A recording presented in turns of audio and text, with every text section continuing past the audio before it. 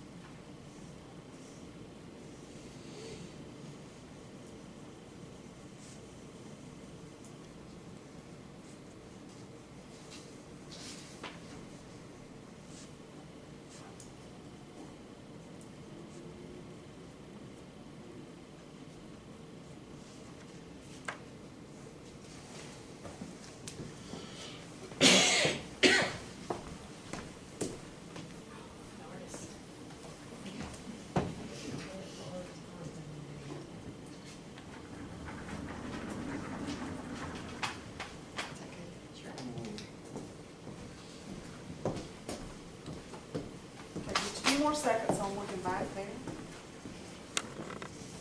Reminiscing. Very good.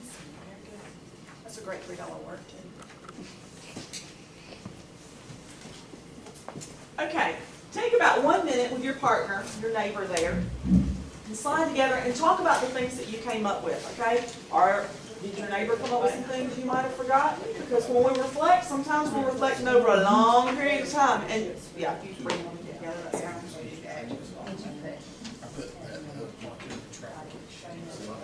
Distinguished board.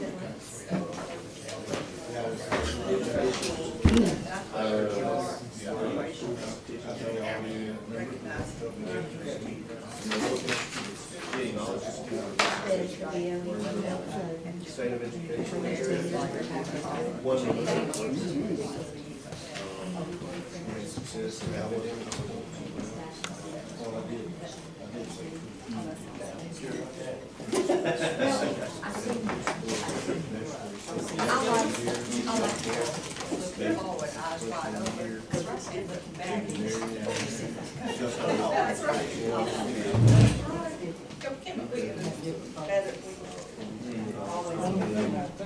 Complication, that reader for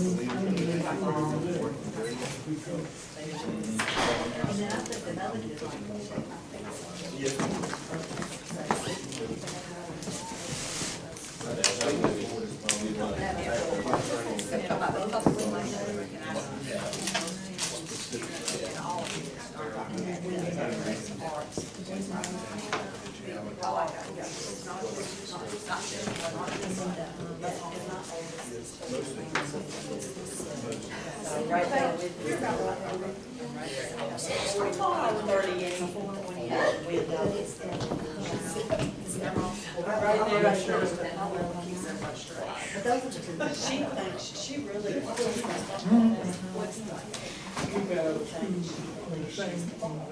Isn't she? She's got it. What did you guys come up with? Oh, we got a lot. We redid our revision mission and narrowed it down. We had a long drawn out, so it's real tight, like Learn, Grow, Succeed Commission.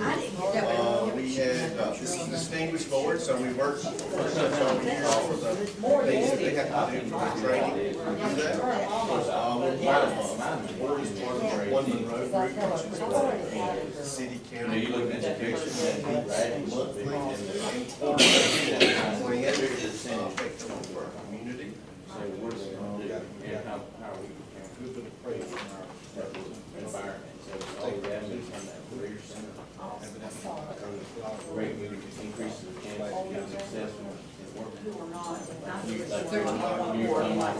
We have been part of it. Obviously, we had a lot of students. Okay. We have state champion and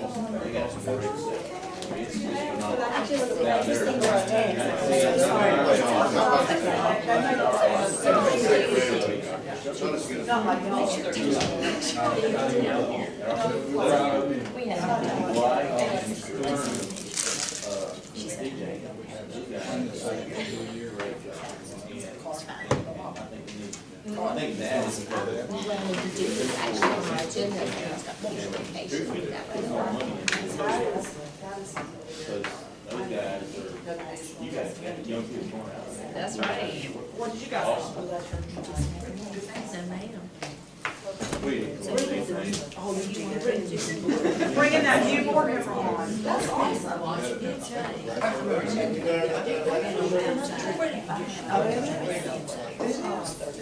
And then I'll focus on saying that's what I'll stand up and say,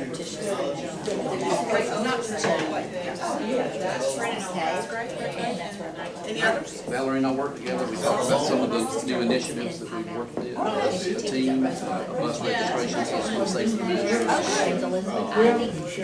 One of the things I wrote down was taking this leadership, we're doing some of the things.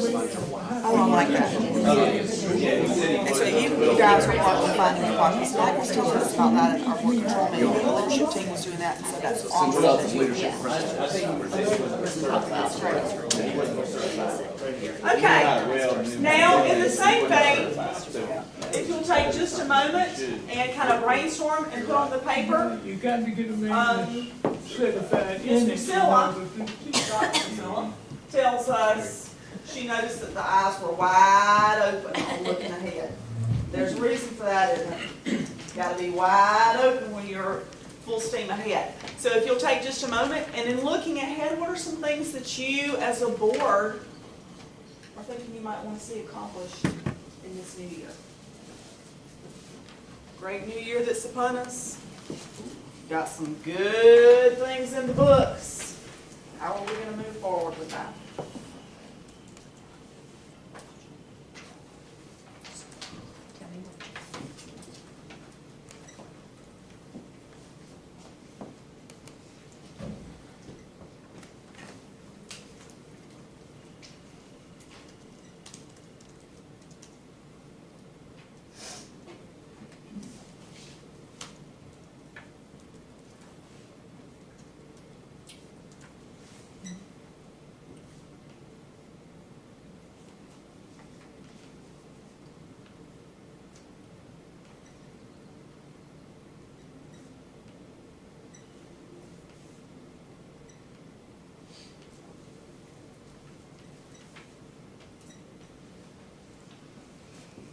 Well, you can keep writing that forever.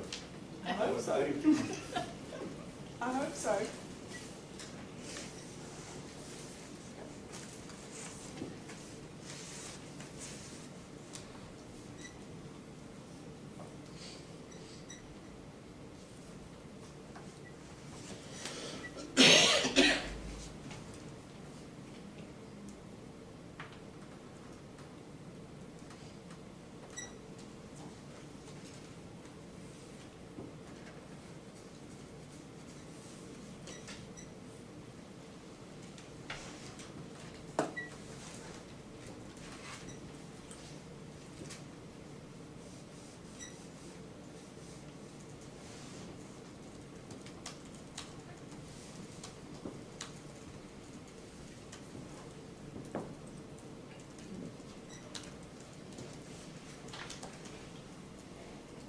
Few more seconds.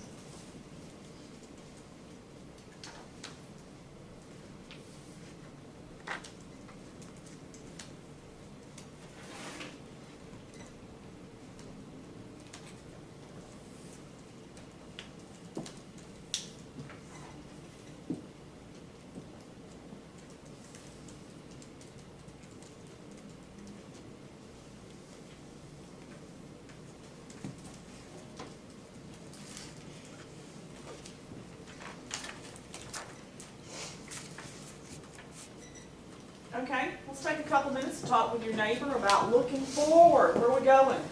Where are we going in Monroe County? Jeez, we're already at the top. No, I want to move up. At least the top That's right. And I know you super is the same way, because we sort of have that same mindset, right? Always moving forward, always moving forward. But yeah, have just a little conversation with your neighbor and see if your neighbor has some ideas that maybe you didn't have. Just one piece. Just gonna find out where the color store. Good. And there's, increasing.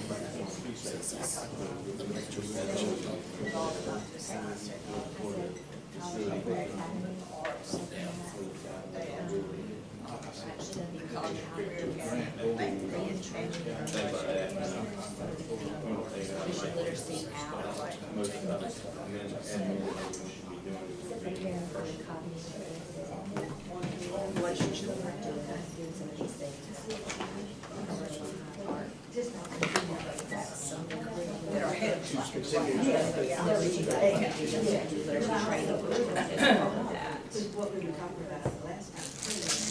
At least Cindy or Dee, maybe it's bigger. We gotta stay focused. When you can school on the same level. That is very nicely worded. Very nicely worded. I know Dr. Higgins. What's that? He said, I agree with you. We're just moving forward. Absolutely. His families, Absolutely. the father, daughter, dance. Always, always. Weird. Yeah.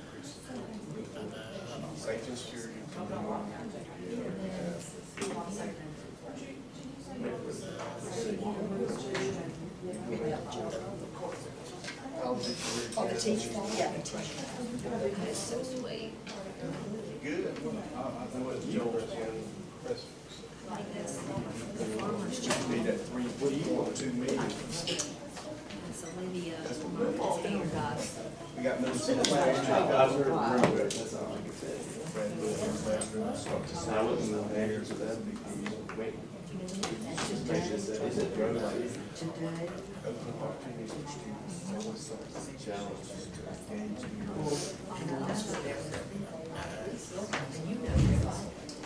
Kids are trying to get We had it for a while. We've done a lot better than that. just trying to get some, I guess, back to these daddies. But we've done better with that, but you have to, especially with literacy.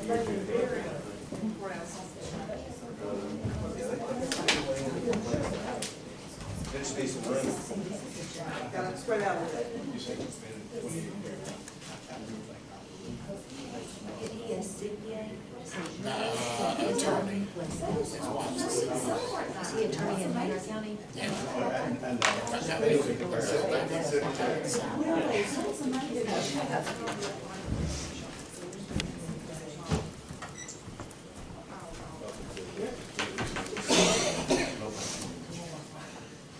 That's true. Thank you.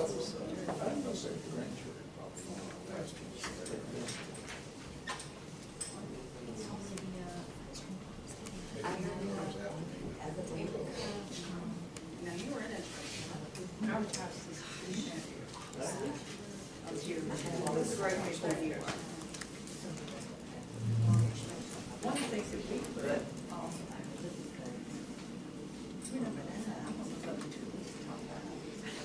it's supposed to be one for the way. I know they. No. We have two children. Right. So eliminate. I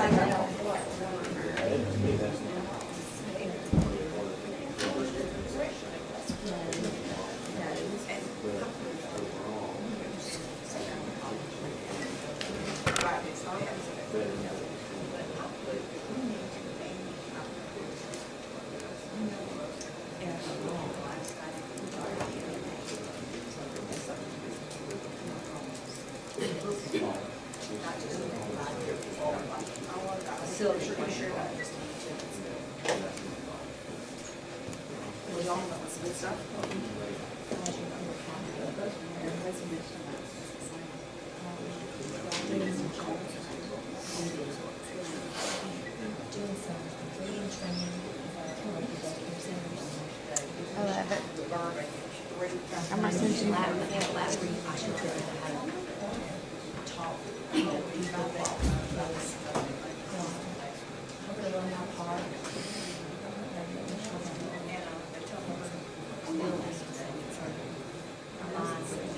association, city, county, It's just like, who stands up for you. Big time. They're big on communities.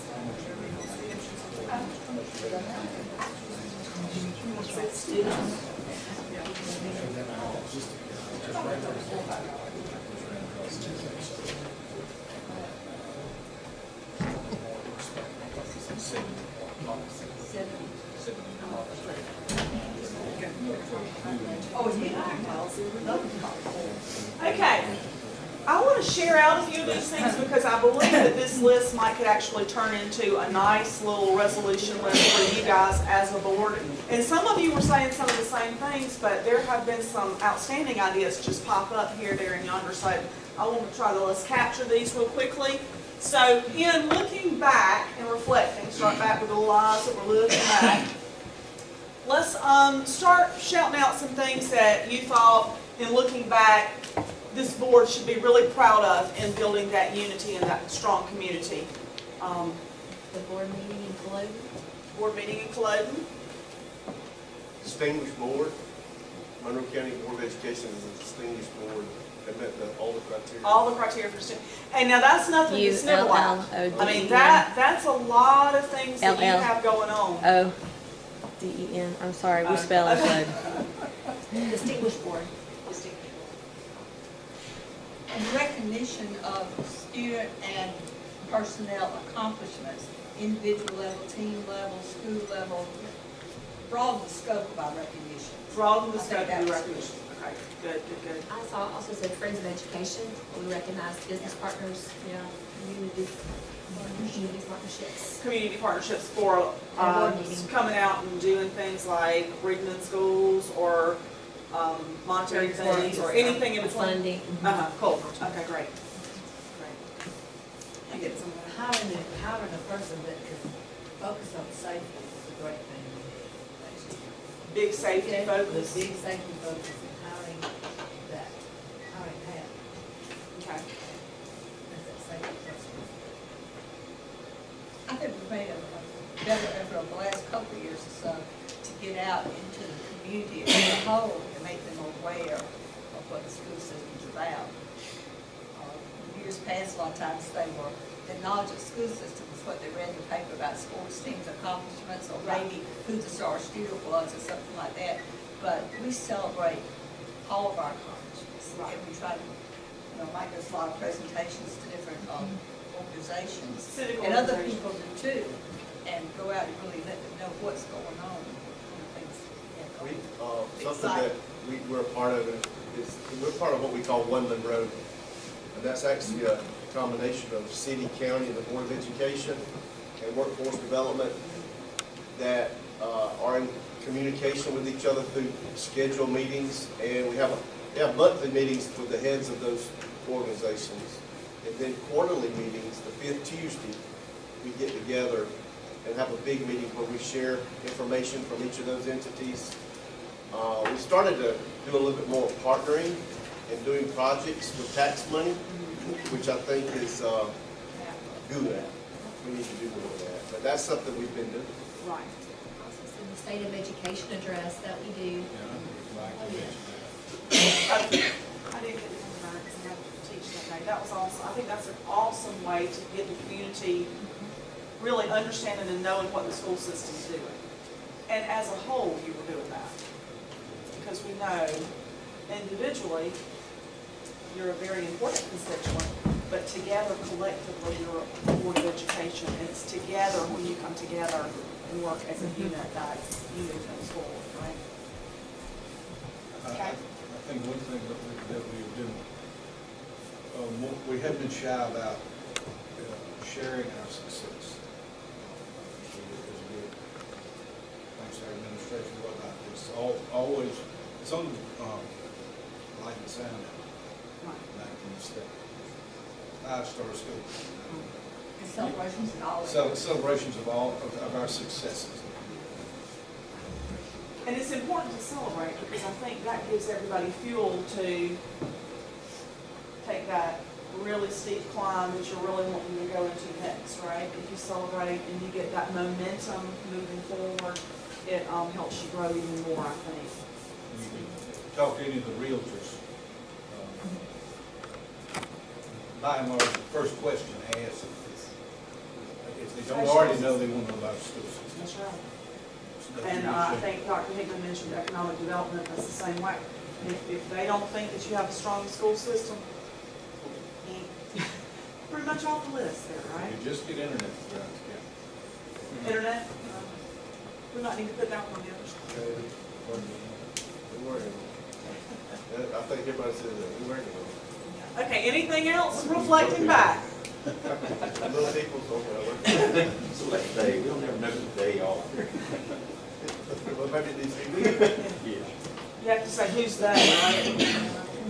Okay, any other things looking back? Okay, moving forward, looking ahead, let's do a nice shout out here so we can get some things down that Monroe County Schools wants to do moving forward.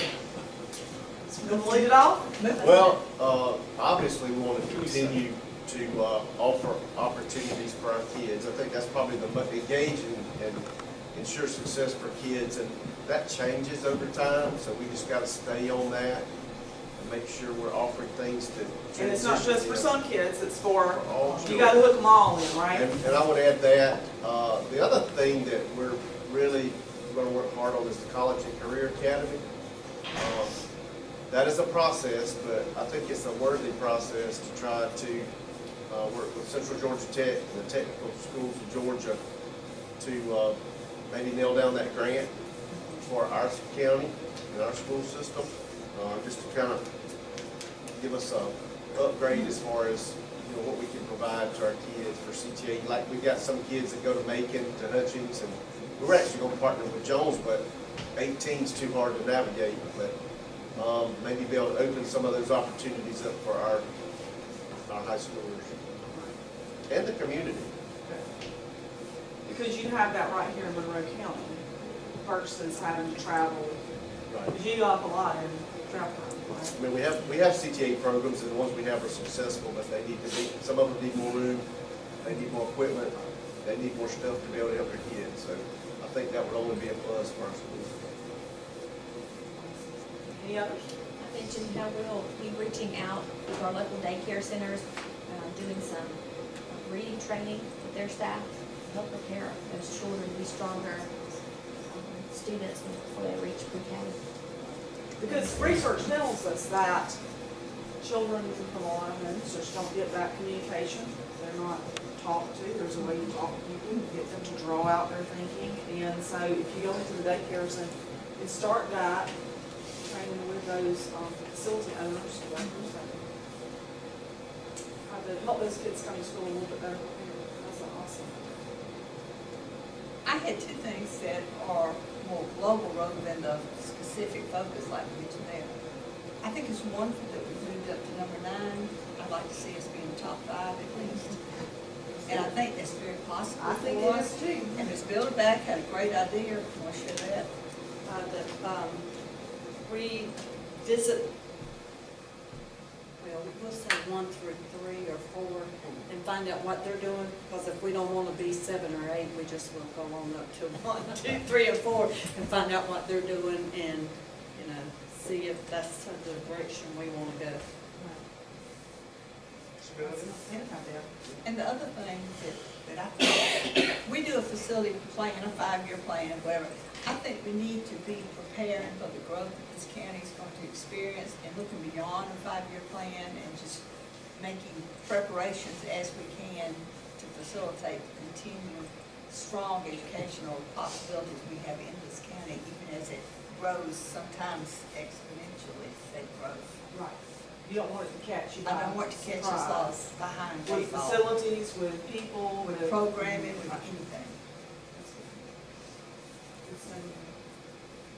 Any others? I know that one thing that's in our continuous improvement plan for the board is we want to continue to work on our board policies. Like, some of them are outdated, and some of them need to be looked at, re-examined. It's just a process that takes forever. That's one of the reasons we got you guys here today, just to kind of talk about that process, because a lot of ours, we have 70s and 80s, and you know, they're fine, but some of them they just need to be updated with the current language in some cases. So just to continue to do that work and be consistent with that work, because that's really one of the functions of the board is to develop policy.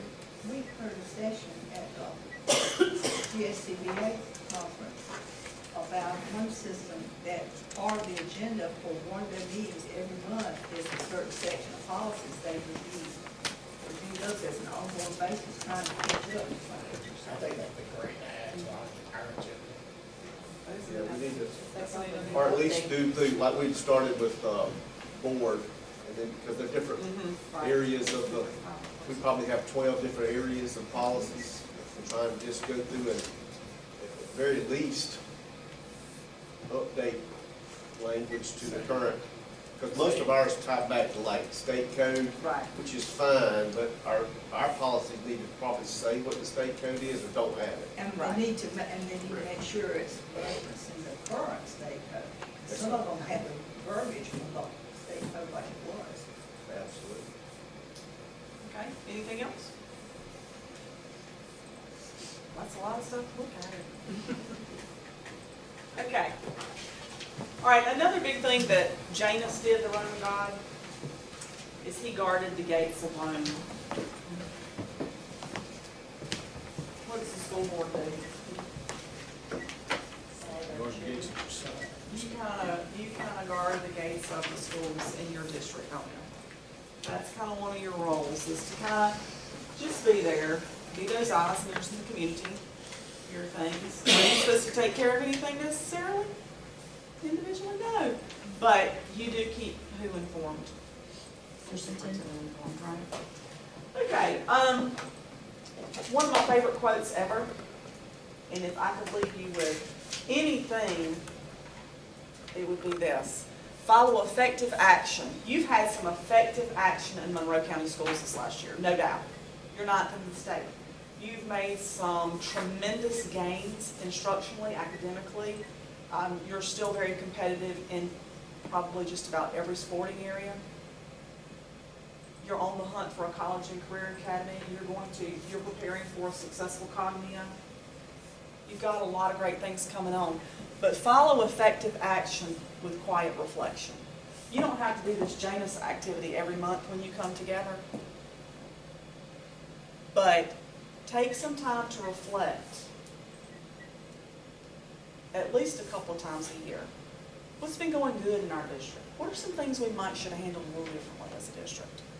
From the quiet reflection will come even more reflective action. That's Peter Drucker. So sometimes we just get so busy moving and checking off our checkoff list, and we don't have that balance in our life like Ms. Elder was talking about. We get so busy doing. We don't take time to stop and reflect. Are we doing some things just because we've always done them? Are those policies in our policy manual just because they've always been there? You know, and it takes a little time out of our schedules to reflect and to look at that a little bit more specifically. So if I can leave you with one thing, that would probably be it from this exercise. Okay, did we get it? Let me see if we did. I don't think we did. We'll try it and see.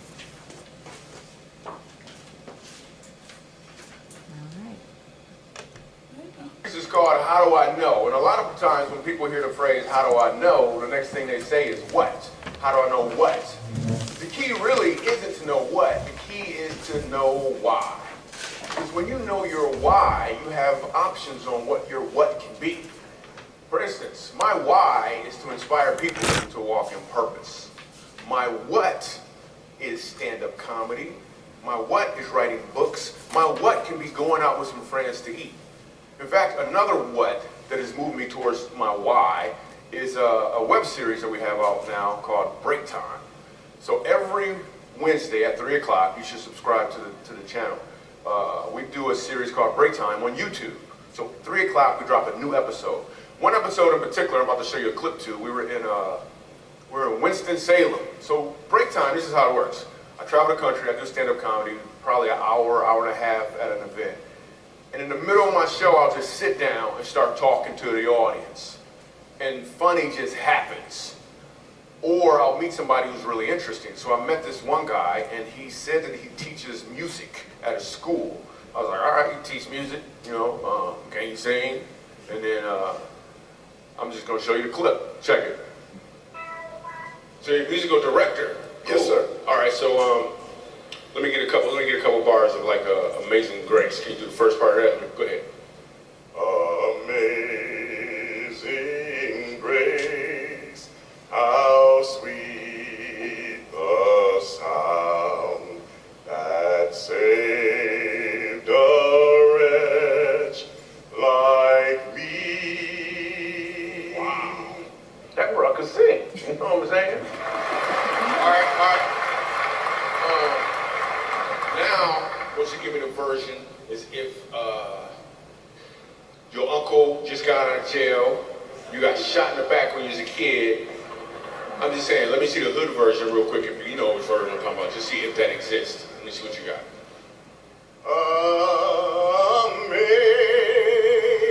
Amazing grace, how sweet the sound that saved a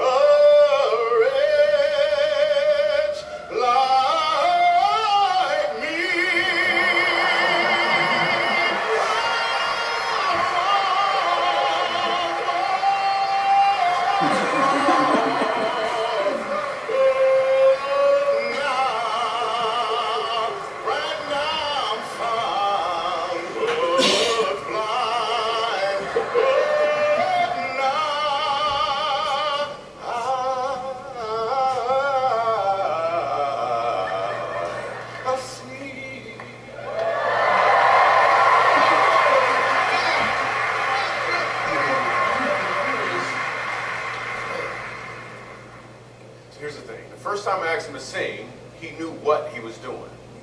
The second time I asked him to sing, he knew why he was doing it. When you know your why, your what has more impact because you're walking in or towards your purpose. Thank you, I'm sorry if I was in trouble there.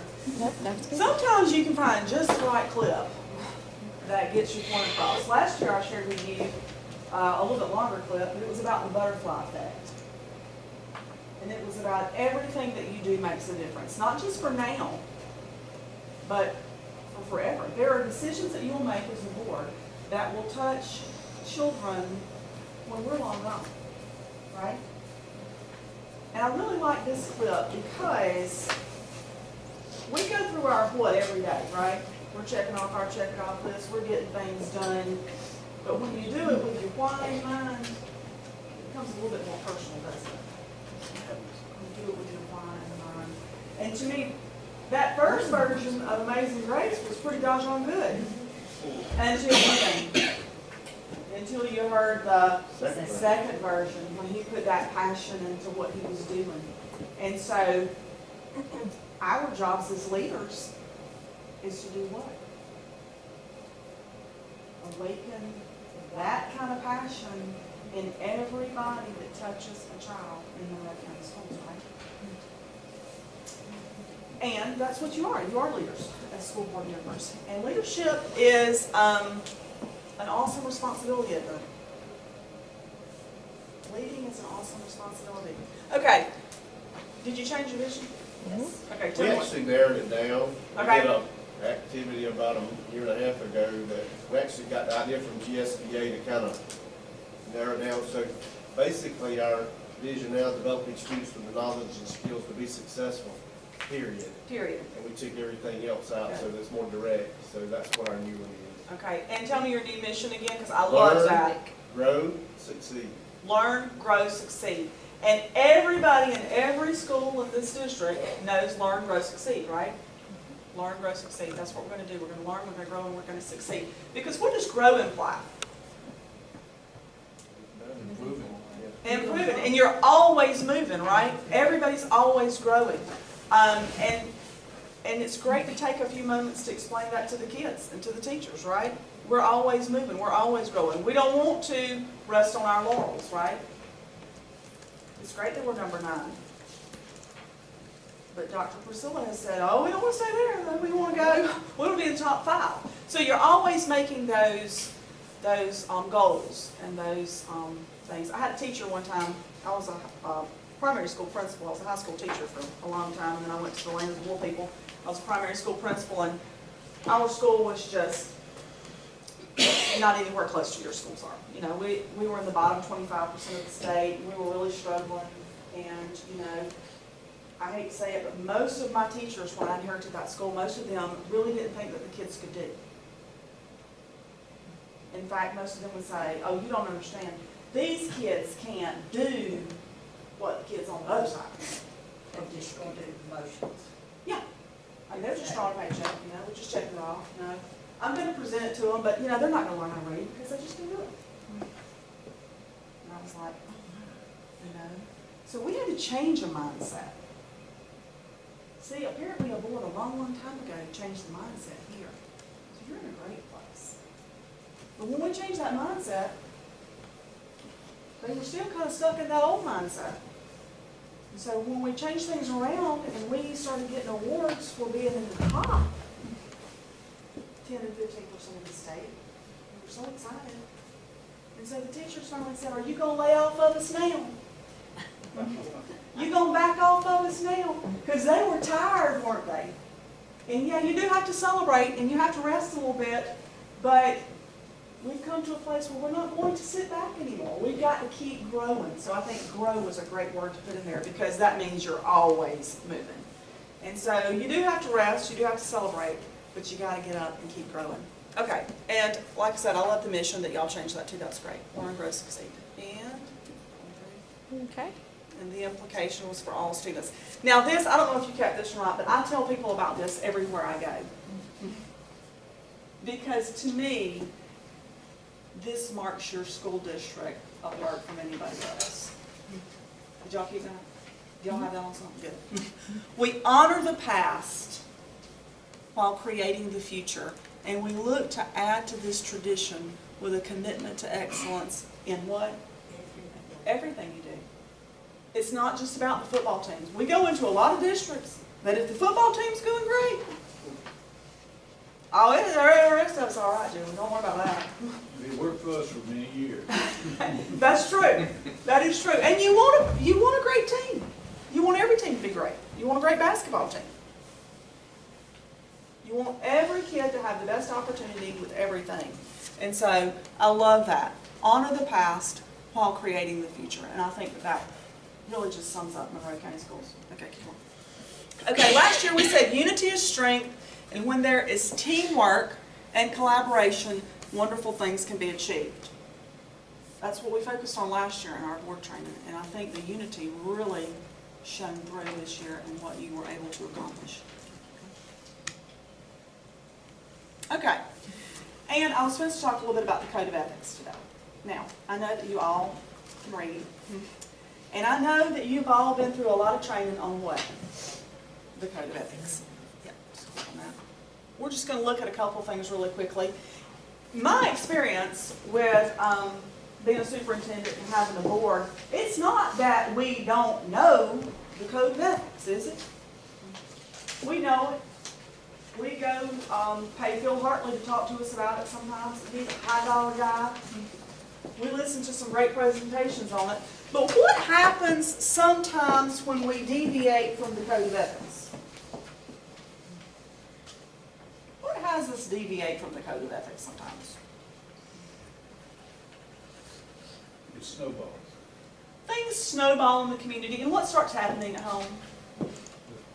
The phone rings. People start bothering you. They niddle you about, I want something done about this.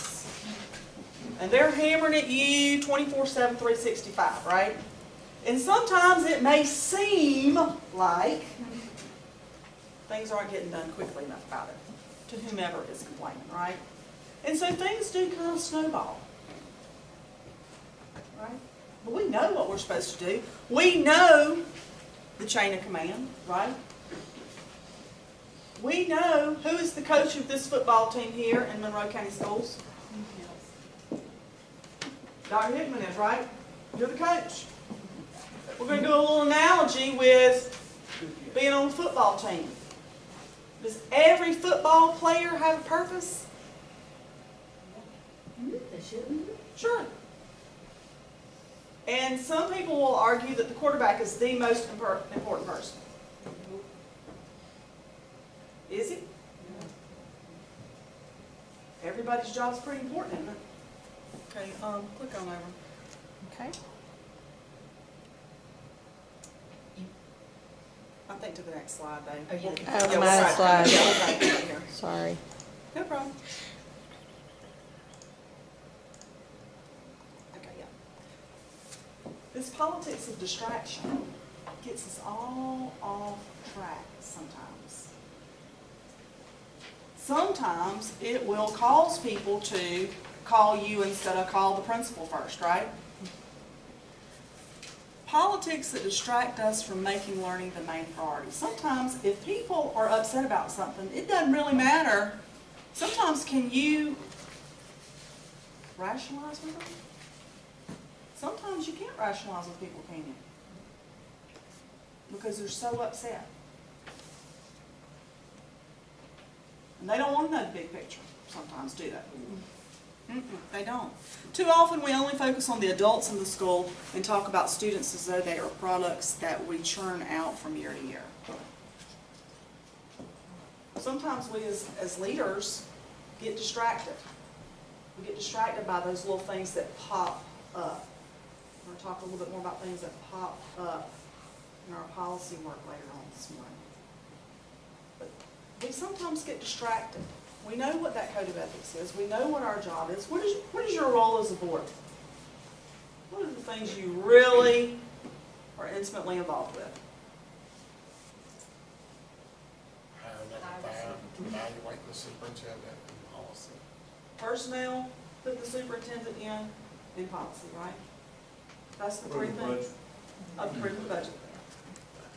Now, with personnel, long ago and far away, with the school board that I work with, sometimes they want to get real involved with the hiring.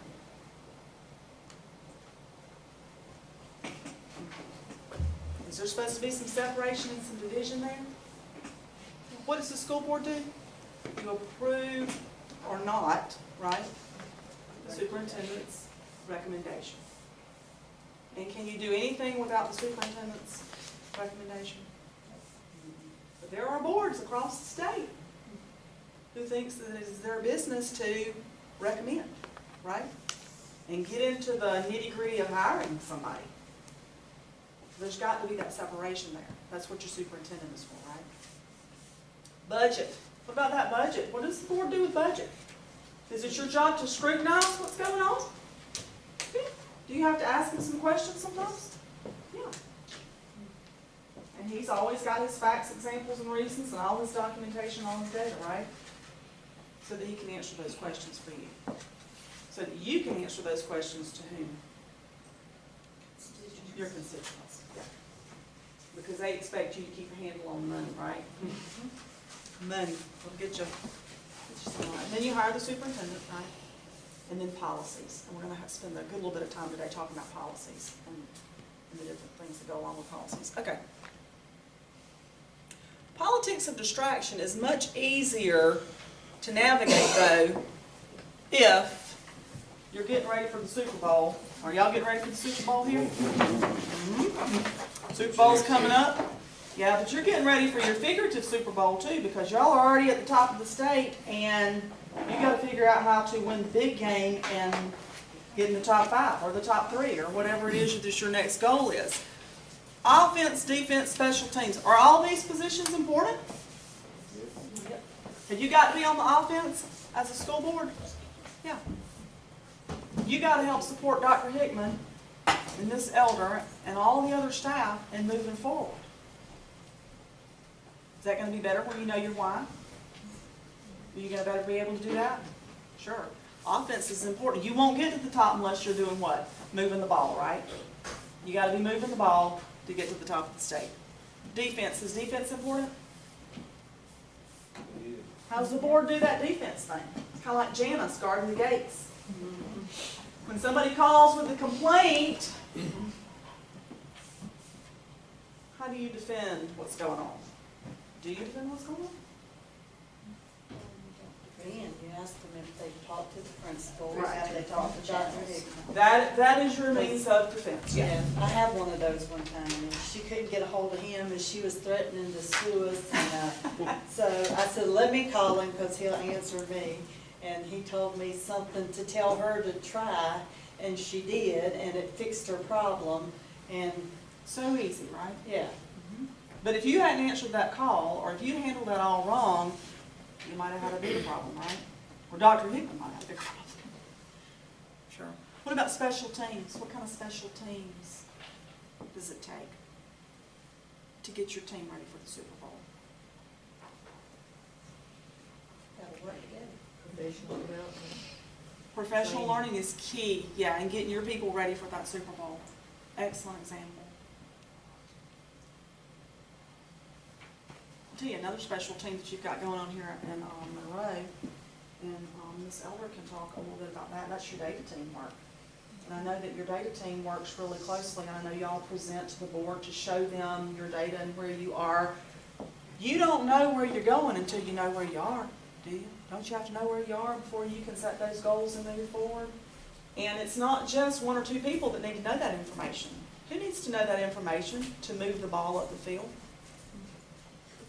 Everybody does, right? Your special team's got to work, and they've got to do their thing. They've got to share all that out. As board members, you have specific roles in getting ready for this big game. Go ahead. No, there's just one more. Okay. Okay, keep going. Yeah. Still in special teams, I think it's imperative that we utilize the expertise of people who know more about certain areas than we do. So kind of Very go nice. through all ourselves. Sure. Because we all have many holes in our knowledge, Sure. and I think that's important that And you're stronger as a we, as a group. team. Very good. Julie, I want to say, during our board meetings, Dr. Hickman makes a point to make sure that we share out information within each of our strategic objectives, to make sure that our board and our community, they're informed about what's going on, the different programs and Right. events that are going on. That's awesome. Especially And all those strategic objectives all link back to data and other things like that, so that's awesome. Keeps everybody going right. All right, what about the quarterback, the wide receiver, the offensive lineman, linebacker, kicker? All these people are working hard to get ready for the Super Bowl. They're moving that ball up the field for Monroe County, right? And everybody has a job, don't they? No one's job is more important.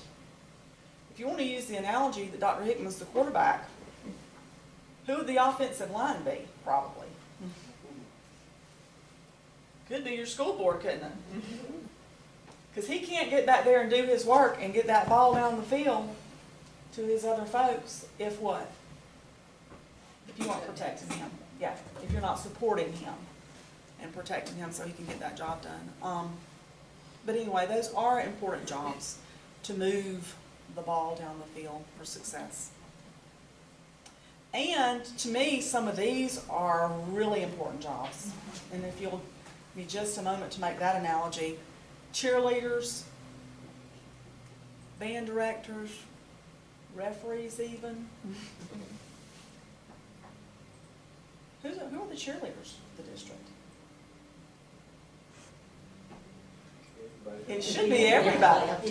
It should be everybody, yeah. You did talk a lot about things you were cheering about. Who leads those cheerleaders? It's really great when this group in this room leads those cheerleaders. Because we all have a lot we can complain about, right? Oh yeah, sure. Is the glass half empty or is it half full? But like you say, you talk a lot about going into the community and talking about the great things going on in Monroe County schools and talking to those realtors and those realtors saying, hey, you got to keep that good school system so I can sell some houses in this area. Economic development, hey, keep those good school systems because we want to be able to improve the development here.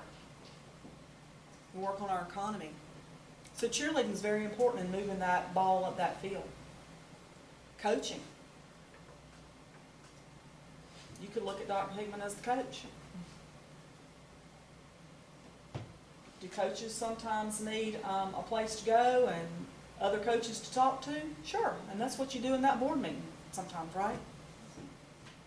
Just how you gonna get the ball up the field, Dr. Hickman? How you gonna get to number 3? Sometimes you gotta punt. Sometimes you do have to drop back and punt, that's right. But no, it's great to have a plan, and it sure is good to be able to talk about that and know that you've got a good team helping you If move I can say forward. this, one of the things that makes it hard on a board member is, you know, as I get older, everybody has perspectives. And one of the things that's probably a barrier or an opportunity for board members is things with administration. We work with staff and students every day. And a lot of times, board members, they may have children, but they're around community members most of the time. So we're really, most of the time when we converse, we're talking to 2 different stakeholder groups. And part of that's for us, and that's one of the reasons we try to bring our board members in and see what's going on, because it's a hard mix of the different stakeholder groups. They have different wants and needs. And at the end of the day, you know, we can say what we want, but our board members are voted on, and the people that vote on them are adults and not children. And that sometimes hints some consternation. Right. And I think that's with every board, and trying to figure out, you know, how do I navigate that? How do I do it? It's a very hard job for a board member to navigate all those pieces, because it's, and you're doing that not only, you know, trying to do what's best for kids, but you're having to do it in a political arena because you're gonna have to run that's part of the process. And it's very difficult to juggle that and to remain sane, and then to understand this is what we're supposed to do. It's very difficult. You're talking about ultimate service. Somebody said, you talk about all different people that serve the public. Boards of education probably have the hardest job because of that. I mean, if you think about who their stakeholders are, because most of the day, every day I'm thinking about kids' success, but a lot of times a board, based on we have to look at all different stakeholder groups. And that becomes an issue to navigate. And that's hard. That's hard work, so. It is. I But some understand that hard stakeholders work. don't have children in schools. Right. Right, we have They're some. concerned about this right We here. have some that wonder, why am I paying taxes? And then, but we need those taxes, and we need to be able to explain why we need those taxes, why it's important. Just a lot of different things for board members that they get hit, that we don't necessarily get hit every day from those angles. And a lot of times it's good to have those conversations, because it is, we're responsible for all stakeholder groups as a school system, and trying to navigate those is probably the key to success, through all those different stakeholder groups that we have to communicate with. I think that communication disconnect is the biggest challenge board members have. It is. It's hard. Absolutely. It's very hard. Especially today's with the social media and things that happen so fast. I mean, sometimes, it's a chance that the board member may know something before I do. I mean, that happens. I mean, it can happen. Or Channel 13 may know Yeah. it before you do. Very good chance that could happen. Very good chance. Just an aside, I thought I'd throw that out. Okay, you might go ahead and do that. All right, we got one little activity to do. Go ahead, a couple of, Paul, Dr. Greer's going through that. If you'll go back to that, do you mind going back to that ethics thing? Sure. There we go. A couple more things I was gonna pull out of here. Like I said, you know this, you've been to all this training, you know the chain of command, as do most people in the district, but sometimes certain passions of people cause them to overlook some of those things. And let's go down to strategic planning. You've been engaged in a lot of that. Yeah, you can do it. you Okay, can flip great. too. Awesome, great. Yep. I'll do it. That way you know exactly where Community you want to go. relations, y'all spend a lot of time talking about getting your community involved. So to me, that's one of your big strengths here. But you also recognize that moving forward, you can't rest on your laurels there. There's always more to be done there to communicate with your stakeholders. Policy development, we're going to spend the next hour or so talking about that. Board meetings,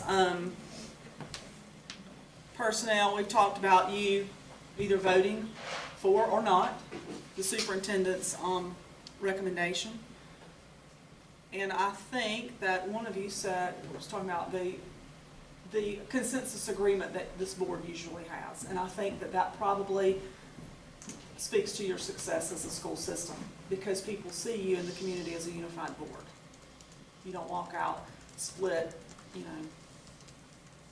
vote every time on every issue. And there are boards close by, near and dear to my heart, who are 3-2 every time, just because. Every time, just because. And that is it's difficult to navigate that, and it's difficult to keep moving that ball up the field in unity and When you left guard, you left tackle, ain't blocking. There you go. You're going to get blindsided. You're always going to get blindsided. 3 and out every play, every series. That's right. Let's see. Conduct as a board member, communicate respectfully, take no private action that will compromise anybody. I mean, you've got some great sound things here, and so I feel like that you police yourselves very well. Is that right?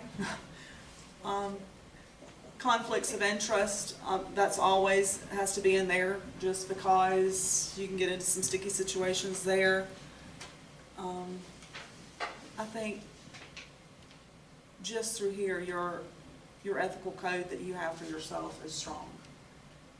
And like I said, I think that it stands to reason that you police yourself very well in regard to this. Okay. You've got some candy in front of you. Dr. Greer, you want to talk to them about this activities? Sure, you can't go to the game and not have some candy, right? So everybody has a box of candy, and you have a little prompt that in order to open or eat your candy, you need to be able to answer this question. And this is kind of taking us back to where we started with looking forward and looking back. So take just a minute and read your little prompt on your candy box. Some of them are quite funny. And think of how you would answer it.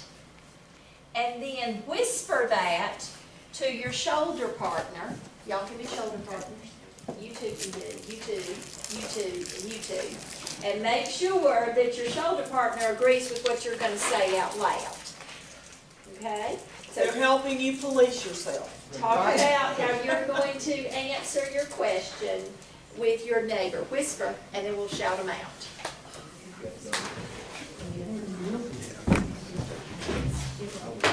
What you got, Doug?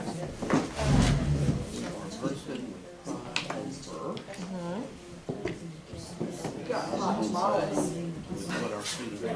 Those can always be interesting. We have been fishing for. Did you get left out? A partner thing up here. He'll be a good partner. Enrichment opportunities for profession.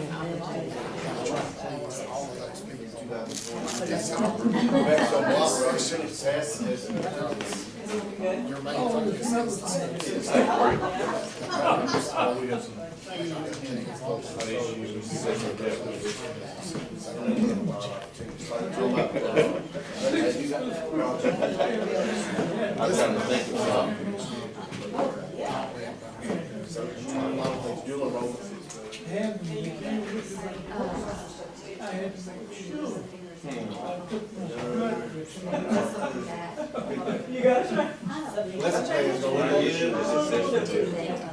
Yeah. Okay, does anybody need some teacher help before we move on and start shouting out our answers? Need some teacher help? Sure. But I mean,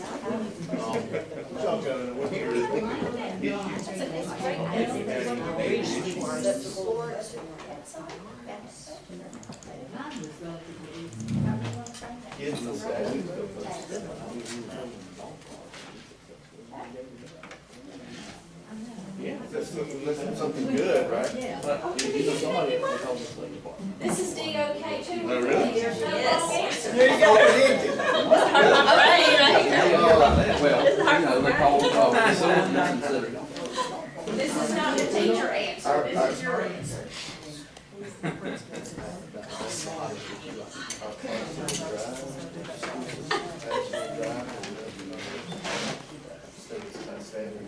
Okay, Dr. Hickman, we'll start with you, and then you're going to pass the ball to the right or the left. You can make a decision, okay? All right. So, tell us what your candy is and what your prompt is. I have snow caps, semi-sweet chocolate nuggets here. Semi-sweet. We really were able to cap off blank with blank. And I just put, we really were able to cap off a great 2019 with students and staff success. Absolutely. You don't get to be in the top 9 without capping things off and having that success. And that was like it was looking back, and I'll throw the ball out here from the flat too. Okay, just a little pitch, quick pitch. Okay. All right? All right, so proud, we have good and plenty of students. Absolutely. Because students bring us the energy that we need to do our jobs, and students also bring us the money that we need to do our jobs. And when we have a lot of students in our community, that means that our economic things are working and our community is working and people want to live here and they want to give us, I think, the most precious resource we have, which is our children. So that's great. All right, you want to pitch it? Long shot, who you want to pass to? I'll keep going to the right. Okay. To the sideline. I've got original sweethearts. In the end, it's sweet to think that we make a positive difference in the lives of others. Absolutely. And we really do.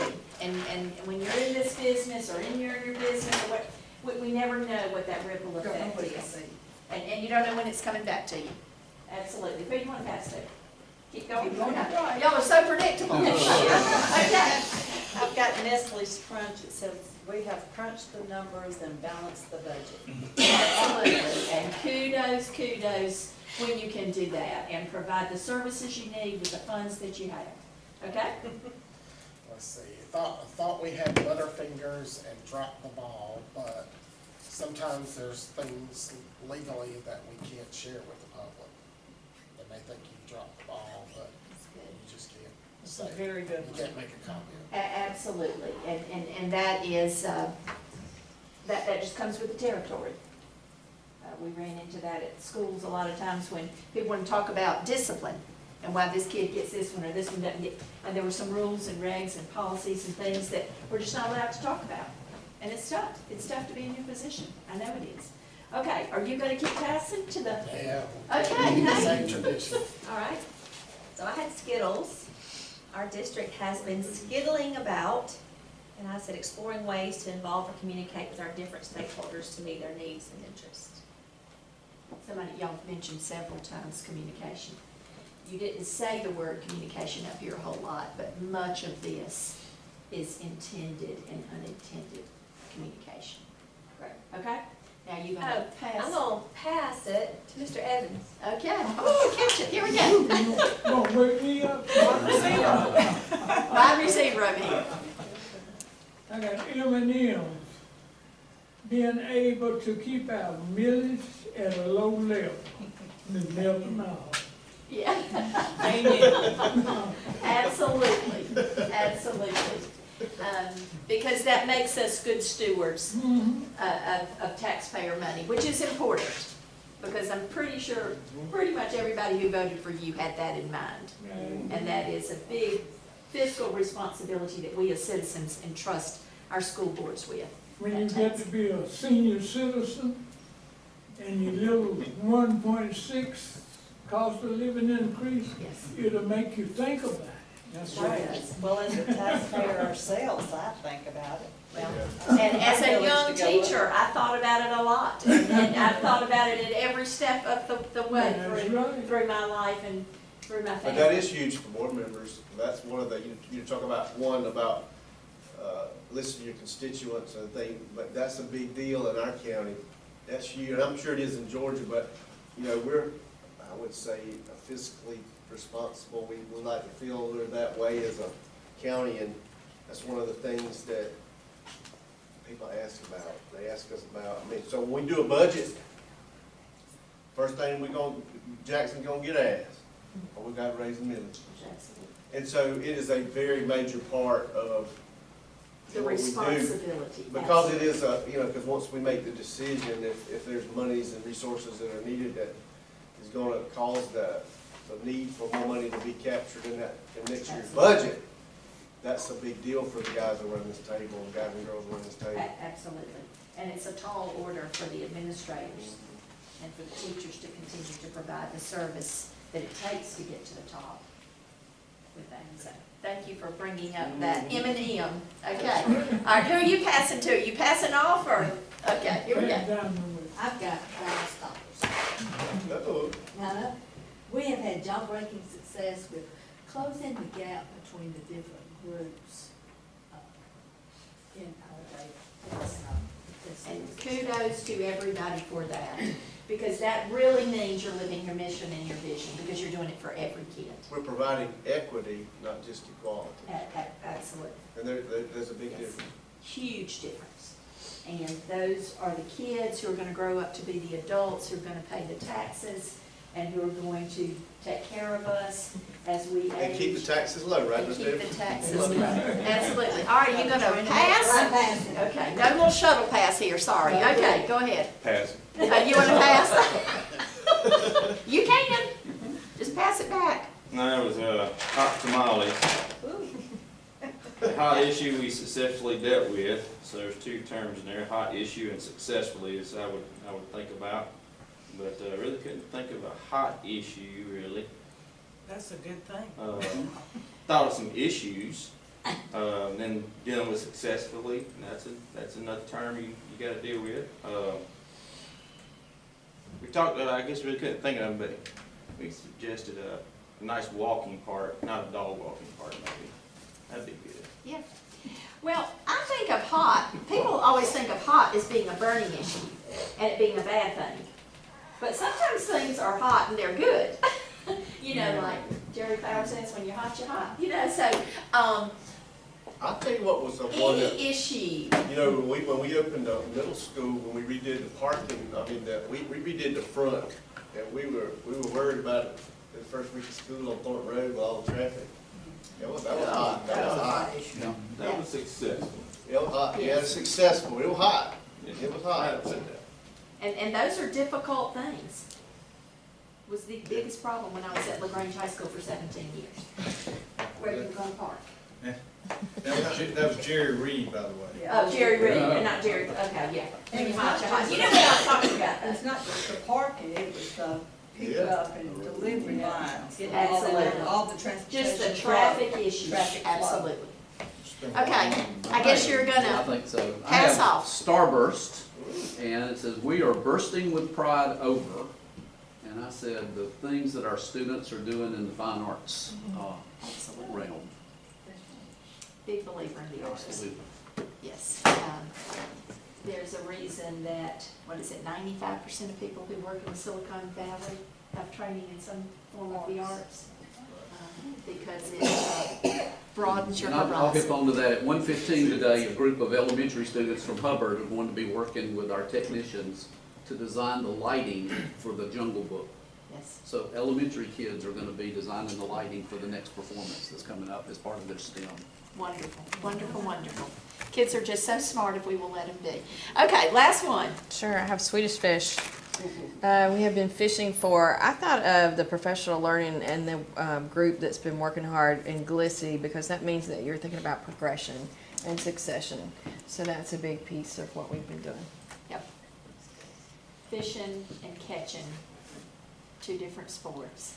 And we're always looking for and fishing for new ideas and good things. You want to end up this little thing, Dr. Alligood? Yes. I think I'll pass this on. If you don't have some candy you liked, these are the milk duds.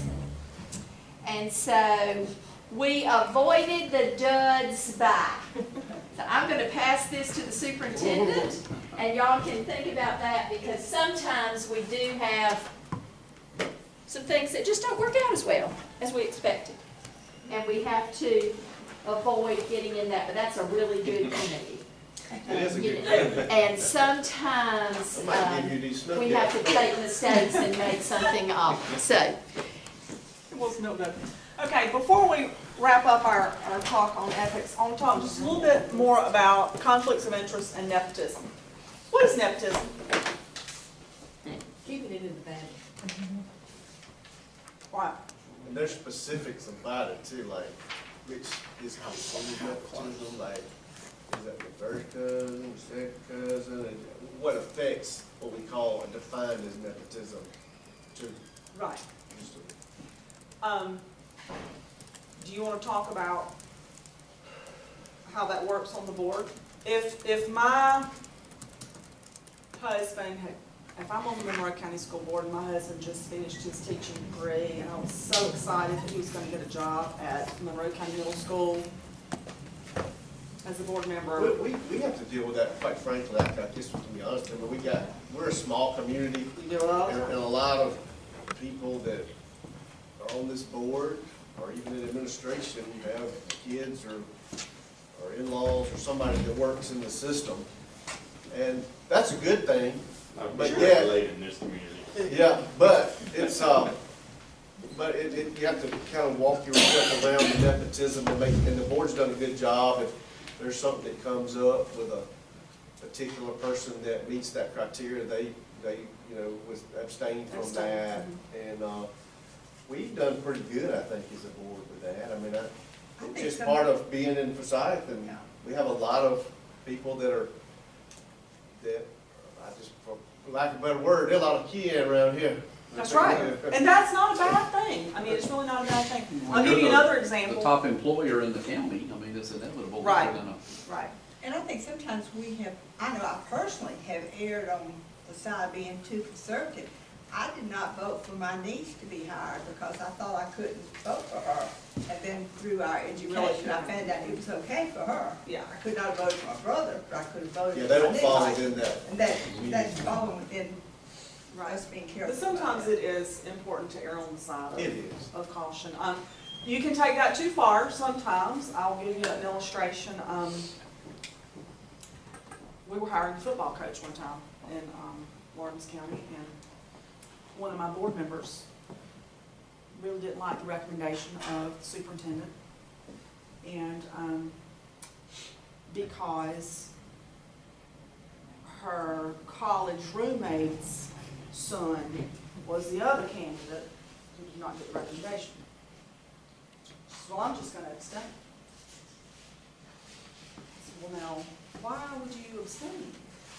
Well, I just don't want to know that I didn't vote for her son. I said, well, no, you're not voting for her son. You're voting for the recommendation of the superintendent, who happens not to be, you know.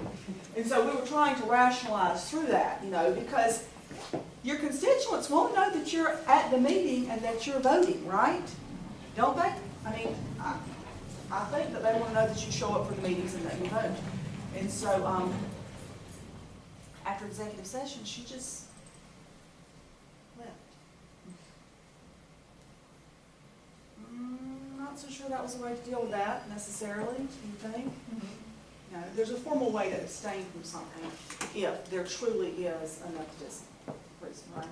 Otherwise, your constituents expect you to show up and vote, right? Yeah. So, the job's not an easy one, is it? I mean, it's a job. Everybody would want your job if it were easy. It is not easy. I mean, they're definitely not here for the pay. Or the pay, exactly. I've got to say this, and I've said it sitting here before, I really feel like families, teachers, members of families or teachers make better teachers. Because of the daughter, you see that over and over again, the daughter of a teacher that comes into birth, that's grown up with an educator, usually makes a pretty good teacher. I hope so. I agree with that. Well, I guess the thing is, you want to hire who's best for a position, and if it's somebody that's it falls within that realm, then you want the best person. Right. And if they're qualified for the job, and they're the best person for the job, and they get the superintendent's recommendation, Right. it doesn't matter if it's your daughter or your whatever, right? That's the way I feel about it. Exactly. You want the best people for the Well, the children best that you're person for the serving, children. regardless of who they are. Exactly. You know? So I wanted to visit that for just a minute, and then the conflict of interest piece that, you know, I've not had any negative dealings with that, but we see that in the newspaper a lot when there is a board member who would stand to gain a lot of wealth for a contract brought before the Board of Education. And that is just an area that's a real slippery slope, and that can get you on the front page of the newspaper pretty quickly. Not just the school, but you personally as a board member. And that's just not somewhere where you want to get caught up. We've done real good with that. I mean, we stay away from that as As far away much- as we yeah. can with all of the folks that will pertain to. You know. So those are just the two slippery slopes that, you know, they say you've got to talk about code of ethics, and they say you've got to talk about conflict of interest and nepotism. So we want to touch on those. Anything else that we might want to talk about in regards to that? Okay. Anything, board members, any questions regarding those? We just so that everybody knows, we did upgrade. We went from in our policy, I'm going to say just perfect here, a couple of years ago, we moved to this new one, which actually aligns with the state code of ethics. Right. Which is more aligned terminology-wise. Right. So it's probably better now than it was, let's say, 3 years ago. Not that it was wrong, but the GSBA they had put together that template kind of thing, and that's then you right. went and slipped your stuff in. And we put it in that and upgraded it to that, which is a little more specific and explicit within the different domains. And those domains actually fit within GSBA, the work that we do when we do our self-assessment, different things, it all fits together a little better. So just a. So, I think pretty much your success is a testament that you follow this. big issue in a lot of boards is number 5 there, under board meetings, maintains the confidentiality of all discussions. You know, there are boards who are making calls to constituents when they leave the parking lot, you know, and they're not in the top 9 of the state. You know, everything works together. I mean, you're successful, your schools are successful, not just because you've got great students and great teachers, which you do have, but you've got a lot of the undergirding. Well, I'll say this before, so that y'all know, you always wonder, you know, how does that, you know, success doesn't happen in a vacuum. But if everybody does their job and everything flows like it should, the people that you've hired to do their job are able to do their job. So if there's a lot, you know, I always said, if we spend all of our time as administrators putting out little fires everywhere, we can't improve. And so because of the work that the board does and how they communicate and how we do our business, we're letting teachers teach, we're letting principals monitor that, we're monitoring it, because we're having time to actually affect fine arts, academics, athletics. But if we're spending all day up here putting out a fire because of something, discipline issues, we can't do the bigger things which actually moves the ball down the field. Right. And so, like if somebody's missing a block, you're worried about missing a block instead of what the next 3 plays you're going to run. And so we're very lucky to be able to get that view on out instead of having to, a lot of districts they're fighting every day. It's like a rat in the field. And I felt like that a lot, but I'm feeling better about it so we can kind of get above it and see where we need to go, what's around us. It's kind of like driving with the periphery. You're looking at everything, and I'm glad to be able to do that. And I'm glad Alicia can do that. I'm glad Jackson can do that, and Valerie can work on technology most days instead of just doing the fires and things that may keep you from being successful. And moving forward. Yeah, that's a big deal. If you're hunkered down in your foxhole all the time, Yeah. you really don't know what's going on. No, you don't. Good point. And then number 8 kind of ties into the last slide. Abide by all decisions of the board. You know, you might not really have been supportive of a decision. You might be split 5-2 or 4-3, but when you walk out of here, that's the vote, and that's the decision, and that's it, and we're going to move forward. And that is one thing I think that sets your district apart. When you move forward together, and there's some unity, and I think everybody probably in the community sees it that way. And finally, leadership is influence. You're all leaders, and you have a lot of influence on what goes on in the community, not just in your schools, but in the community, and what is thought about Monroe County schools, and being that cheerleader and helping Dr. Hickman get that ball down the field and getting into that top 3. I'm going to say top 3 because, I mean, who wants to be just top 5, you know? No Get the top 3. Yeah, no pressure. I said at least. That's right, that's right. So, but yeah, I think standing strong together, regardless whether that was something you were necessarily happy about, sometimes you just got to take it and move with it. And I think coming out of that board meeting and being able to do that and move forward makes you a stronger board and a stronger school system. So I appreciate everything that you're doing for Monroe County Schools. It's a great place to be, and I think there's a lot of excitement here. Any questions for Julie? That didn't feel like the normal training at all. We're glad. Well, I just don't like, I mean, I could have given you this and given you a highlighter, but I mean, I thought that might be a little bit boring. We've actually at times, remember the times we've actually read out each one of them? Yeah. So, but if you go back and look at them, we pretty much hit most everything. You did. Just in a different sort of way. Thanks so much. Well, thank you. Appreciate it. We'll take a 5-minute break. Yes. So we can get 5-minute break. We'll get ready for the next session on policy development. The restrooms outside. We've got coffee. We've got drinks in the cooler.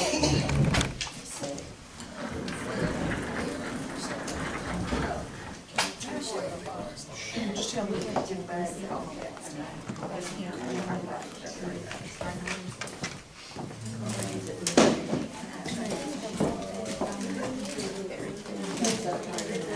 Yeah.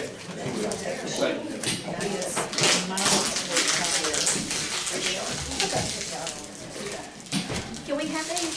Yes, or treat. And you all answered your questions, so you can eat yours, or swap, or pass on, or whatever you want to do.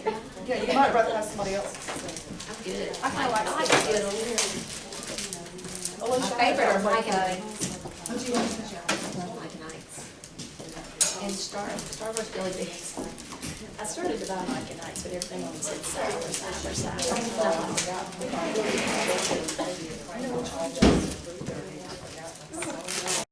How do you make policy? How do you improve policy? How do you edit policy? So at this time, I'm going to turn it over to Jen and move forward. It's wonderful to be here. I am the oldest shop teacher in the room, I think. And some of y'all know what shop is, wood shop. I began my career almost 41 years ago in March. And back at the time when I graduated from Georgia Southern, we were on a quarter system. So I finished in March, mid-March, and began my career. I'm originally from Dublin, which is where I'm back in Dublin in Lawrence County now. But the bulk of my career was spent in Troup County, first at LaGrange City, and then we merged, as you know, into Troup County Schools. So my husband drugged me over there to that part of, I guess, is it Eastern Alabama somewhere? Yeah, Yes. I got a shop joke for you. Okay, what's your shop joke? You know what this is? Your wood shop teacher? That right there, it's a high school shop teacher ordering 4 beers. That's right. This was my Georgia Southern shop teacher, right here. So I learned real quickly the shop jokes. He really didn't have this joint with his finger. But it's good to be here. I want to talk about policy. And I know this is something that you have some concerns about because I heard it in your discussion. So we are going to begin, as all good teachers begin, with a vocabulary lesson. All right? So let's make certain, please, that we understand and that we are wise owls. And I think you have a copy of this. What a policy is. A policy is a mandate that educators must follow. Specific guidelines that are developed at the local, state, and federal levels. So that we all know what we're talking about when we say the word policy. Okay? The next P word that I want us to know is a procedure. And the procedure goes a little bit further down, and it describes how the policy is going to be put in place either at the district or the school. So we've got policy. Who sets that? Board. The answer is we do. Okay, this is an I do, we do. We set the policy. You in this room, elected by the people of this county, set the policy for this school district. But you have to pay attention to a whole lot of other things that we just mentioned. Federal law, state law, if there were a local law, you got to pay attention to the laws. Then, once the policy's made, somebody has to be responsible for getting the procedures out. And then the procedures we need to make certain that anybody who works for us in any capacity understands policy and most of all the procedure. And then finally, the last little P is what we're going for, is the practice. What determines practice? Policy and procedure. Where we get ourselves in trouble is not generally from the policy. It's generally not from the procedure. This is what gets us in trouble. As board members, y'all were just looking at your code of ethics and you've got a policy that goes with that code of ethics. But this is where we get tripped up, is in our practice. All right? Now, make sure you understand those P's. I learned a lesson real early in my career at LaGrange High School. I don't know if you've ever been to LaGrange and been down North Greenwood Street. I know we've got a friend here who had several children at LaGrange College there, just around the corner. The original LaGrange High School burned, and then they built this big monstrosity of a building.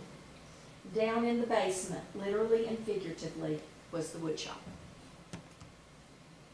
Well, I came up from the wood shop one day, this young little whippersnapper that I was. I know you can't even imagine that, 30-something years ago when I got to LaGrange. And I went up to the office just raising holy cannoli about something. I don't even know what it was about. But I'm sure I felt like one of my children or something. I'm a big child advocate. It had been done wrong or something was done wrong down in the basement in the shop. And Mr. George Moore was the assistant principal. And I knew the pecking order, so I went to Mr. Moore. And I was just ranting and raving, Mr. Moore, what are we going to do? He was sitting at his desk. He looked up. He had a big old black book that said, guess what? LaGrange City Schools Policy. And he patted his hand on the top of that book. He said, Miss Greer, we're going to follow the policy. We're going to follow the policy. And I learned that lesson as a teacher real early on. Whatever it was that I was raising so much Cain about, or whatever situation we were in, we were going to follow the policy. And that's what we have to do. We have to look as classroom teachers, as bus drivers, as cafeteria staff, as custodians, every level of person, every adult that helps the school to run is important. They are an important member of the team. Don't think bus drivers aren't important? Sometimes bus drivers can get the kids so riled up before they even get there that it's all downhill. They might as well take them back home. And sometimes bus drivers can thwart something big that was about to pop off at school. Every person who works on the team, who gets the equipment ready, who feeds the team, no job is any more or less important than the other. Because the players on the field, the quarterback's not going to perform real well, or the wide receiver, or the halfback, or the fullback, or the linebacker, if they haven't eaten properly, and if they're not dressed properly. So it takes all of us to do that. But we have to know what the policies are, we have to know what the procedures are, and then we have to ingrain that in our practice. And as a teacher, we have to do what? Follow the policy. And that, I think, is what makes your job so important. All right. There are functional responsibilities given to you by the state of Georgia. And those, I've heard you mention several of those today. Retaining and evaluating a superintendent, the person who's going to lead this group. We mentioned money, because as taxpayers, we all pay money. And you are the fiduciary eyes on that money to make sure that things are safe. One of your roles is policy. If you'll just scroll on down to the next page. There are standards for effective governance. Did we get this linked on this one, Dr. Alligood? Click on that and see if there's a link there. I don't see a link. You don't see a link? We'll make sure that we see this. This is a 2010 document that was put out, and I'm sure you have all seen it. But scroll on down. And Domain 4 for school boards in the state of Georgia It's one of the ones we'll do the self-assessment on. is policy development. It's been around about 10 years, 9 or 10 years now. Let's look at this description. The board adopts, revises, and follows what kind of policies? Written policies in accordance with laws and state board rules. Now let's talk about that a minute. Got to go down in Atlanta. Legislators are up there frantically meeting now. You remember your civics lesson. When these little bills pass into laws and the governor signs off on the law, then the bill goes across, the law goes across the street to those twin towers, and any law that influences education then goes to the education towers, and they make state board rules, and we're all represented there. And those state board rules then have to influence what? Our local board policies. So basically, every time the school board, the Georgia School Board meets, they are constantly looking at policy as part of their two-day meeting every month. So the superintendent gets notification of, this is something we're considering, we need to give some input on, or this is something that the state board has just passed and now it becomes one of many state board rules. Now, I'm going to throw another kink in it. My husband's an HR guy. And I didn't tell you I was an HR director for 3 years in Lawrence County. That's what finally did me in. My first job and my last job in public schools. Yeah. My husband's been doing HR for 42 years. I have a great appreciation for him. He now works for the city of Dublin. He had some little something that happened with an employee the other day. He was working with an attorney. And the attorney said, well, you're going to do what your policy says or what your manual says? There's a conflict. Now, when the state board makes a rule and the policy gets changed, there is a ripple effect that goes on and on and on. Now, there are people who write for the Atlanta Journal-Constitution. And if you are a reader of the Atlanta Journal-Constitution, a lot of times you see the new policies coming up, don't you? You see the new changes. You read the state laws that have changed, and they can telegraph the same way. Sometimes we aren't necessarily the first person to hear about something. But we have to catch up very quickly, don't we? And I think that's part of the responsibility that falls to your district leadership and then to the board. And let me tell you something, that is a fast, ever-changing piece of what we do. Can I speak to that real quickly? Absolutely.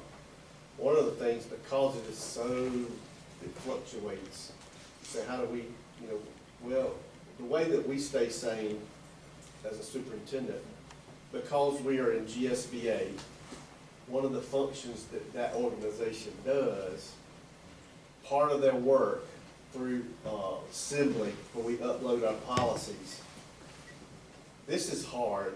I don't know any district could do this alone. So you're looking at federal guidelines and policies and laws, and typically they supersede what's in the state.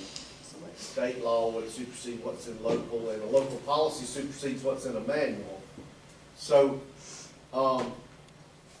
we lean on them, and as those bills come from legislation, governor signs off on them, then they get to state board. GSBA actually does a cross-check of state board policy and code as it relates to different things that we have, and there are letters that are associated with different policies. So we'll say policy JK something, and some of them deal with different domains, and that's how we keep saying. You say, how in the world do we know? And so when we get, there'll be a bill come down, and we'll get something. Y'all may get it. I get it. That says they explain the bill. They explain what it means to school systems, and then they'll say, either they'll give you a referenced, like a template policy to overhaul, revise, or change or add, or they'll say no policy implications, which is, we love to see that. And a lot of times we do that, and they actually help us, they check it to make sure it aligns, because a lot of times, you know, the language that you use is very important. And so that's one of the ways that, you know, I don't know how people would do it without that, somebody to help guide that work, because it references your policy to State Board of Education codes, to the law books. And a lot of times it also references other federal things. And there, if you'll notice when you pull up and you click on a particular policy down at the bottom, it references that. So, and something that we talk about a lot of times, you don't have to have a policy for everything. The Georgia board is this thick, so you wouldn't want to have a policy for everything, but typically there are areas that most school systems address, and we try to do those. So a lot of times you'll see some commonality between the sections, but there won't be everything. That's why you have to be aware of state board rule. And a lot of times we have to ask questions about that, because a lot of times we want our policies to align with the work we're doing, but you want to make sure you're following. And so a lot of times we have to ask questions, because that is a major job. And thank goodness for those organizations that can help keep that straight, because you could get lost in a local policy if you're not aligned with state and federal policies and guidelines. So I just wanted the board to know, like, how do we know, when do you know? Well, we don't put something in front of you unless it's actually offered up as we know what the legislation was, and if we've already got it, works with the same policies we have, we don't need to change anything, and they'll say that. And then if something does, that's when we bring it forward to make that change. Typically, that's when we do a change. A change of something is when it's that way. Okay, thank you, Dr. Hickman, for that. So, with that same thought, how many policies do you have in Monroe County? You know the answer. A bunch. A lot. I'll take either of those answers. I started counting one night. She's pulling it up. And there were about 190. This is the link to it, and Dr. Hickman mentioned this earlier in some remarks. There are categories of educational policies. Okay? School district organization, school board operations, general school administration, fiscal management, business management, facility expansion, y'all were talking about facilities earlier, and personnel. And I think if you scroll down, There's probably more. there should be some more. And then you've got negotiations, instructional programs. We got a heap bunch of those. Because I'm pretty sure if you look on the front of any building you walk up to, the last word is what? School.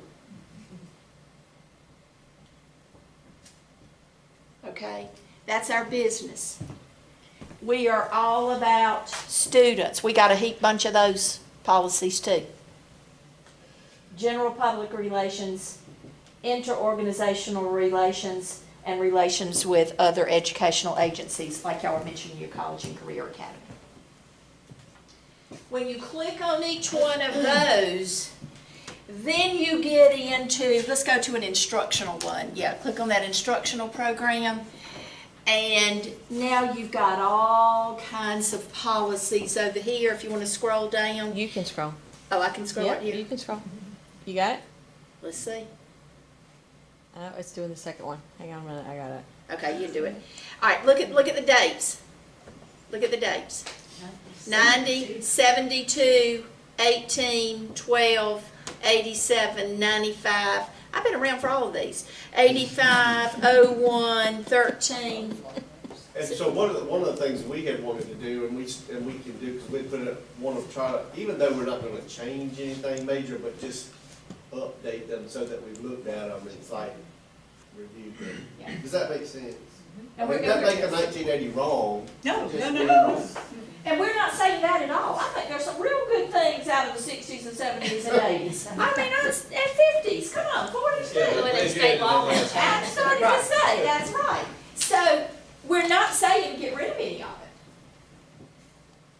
may be some terminology that's changed. I tell you one thing, on the healthcare side of things, it defines who a family member is now, and that has changed through the years. Because as more grandparents started taking care of children or foster parents, and then you talk about who can get leave, we've had to add some of that verbiage in there.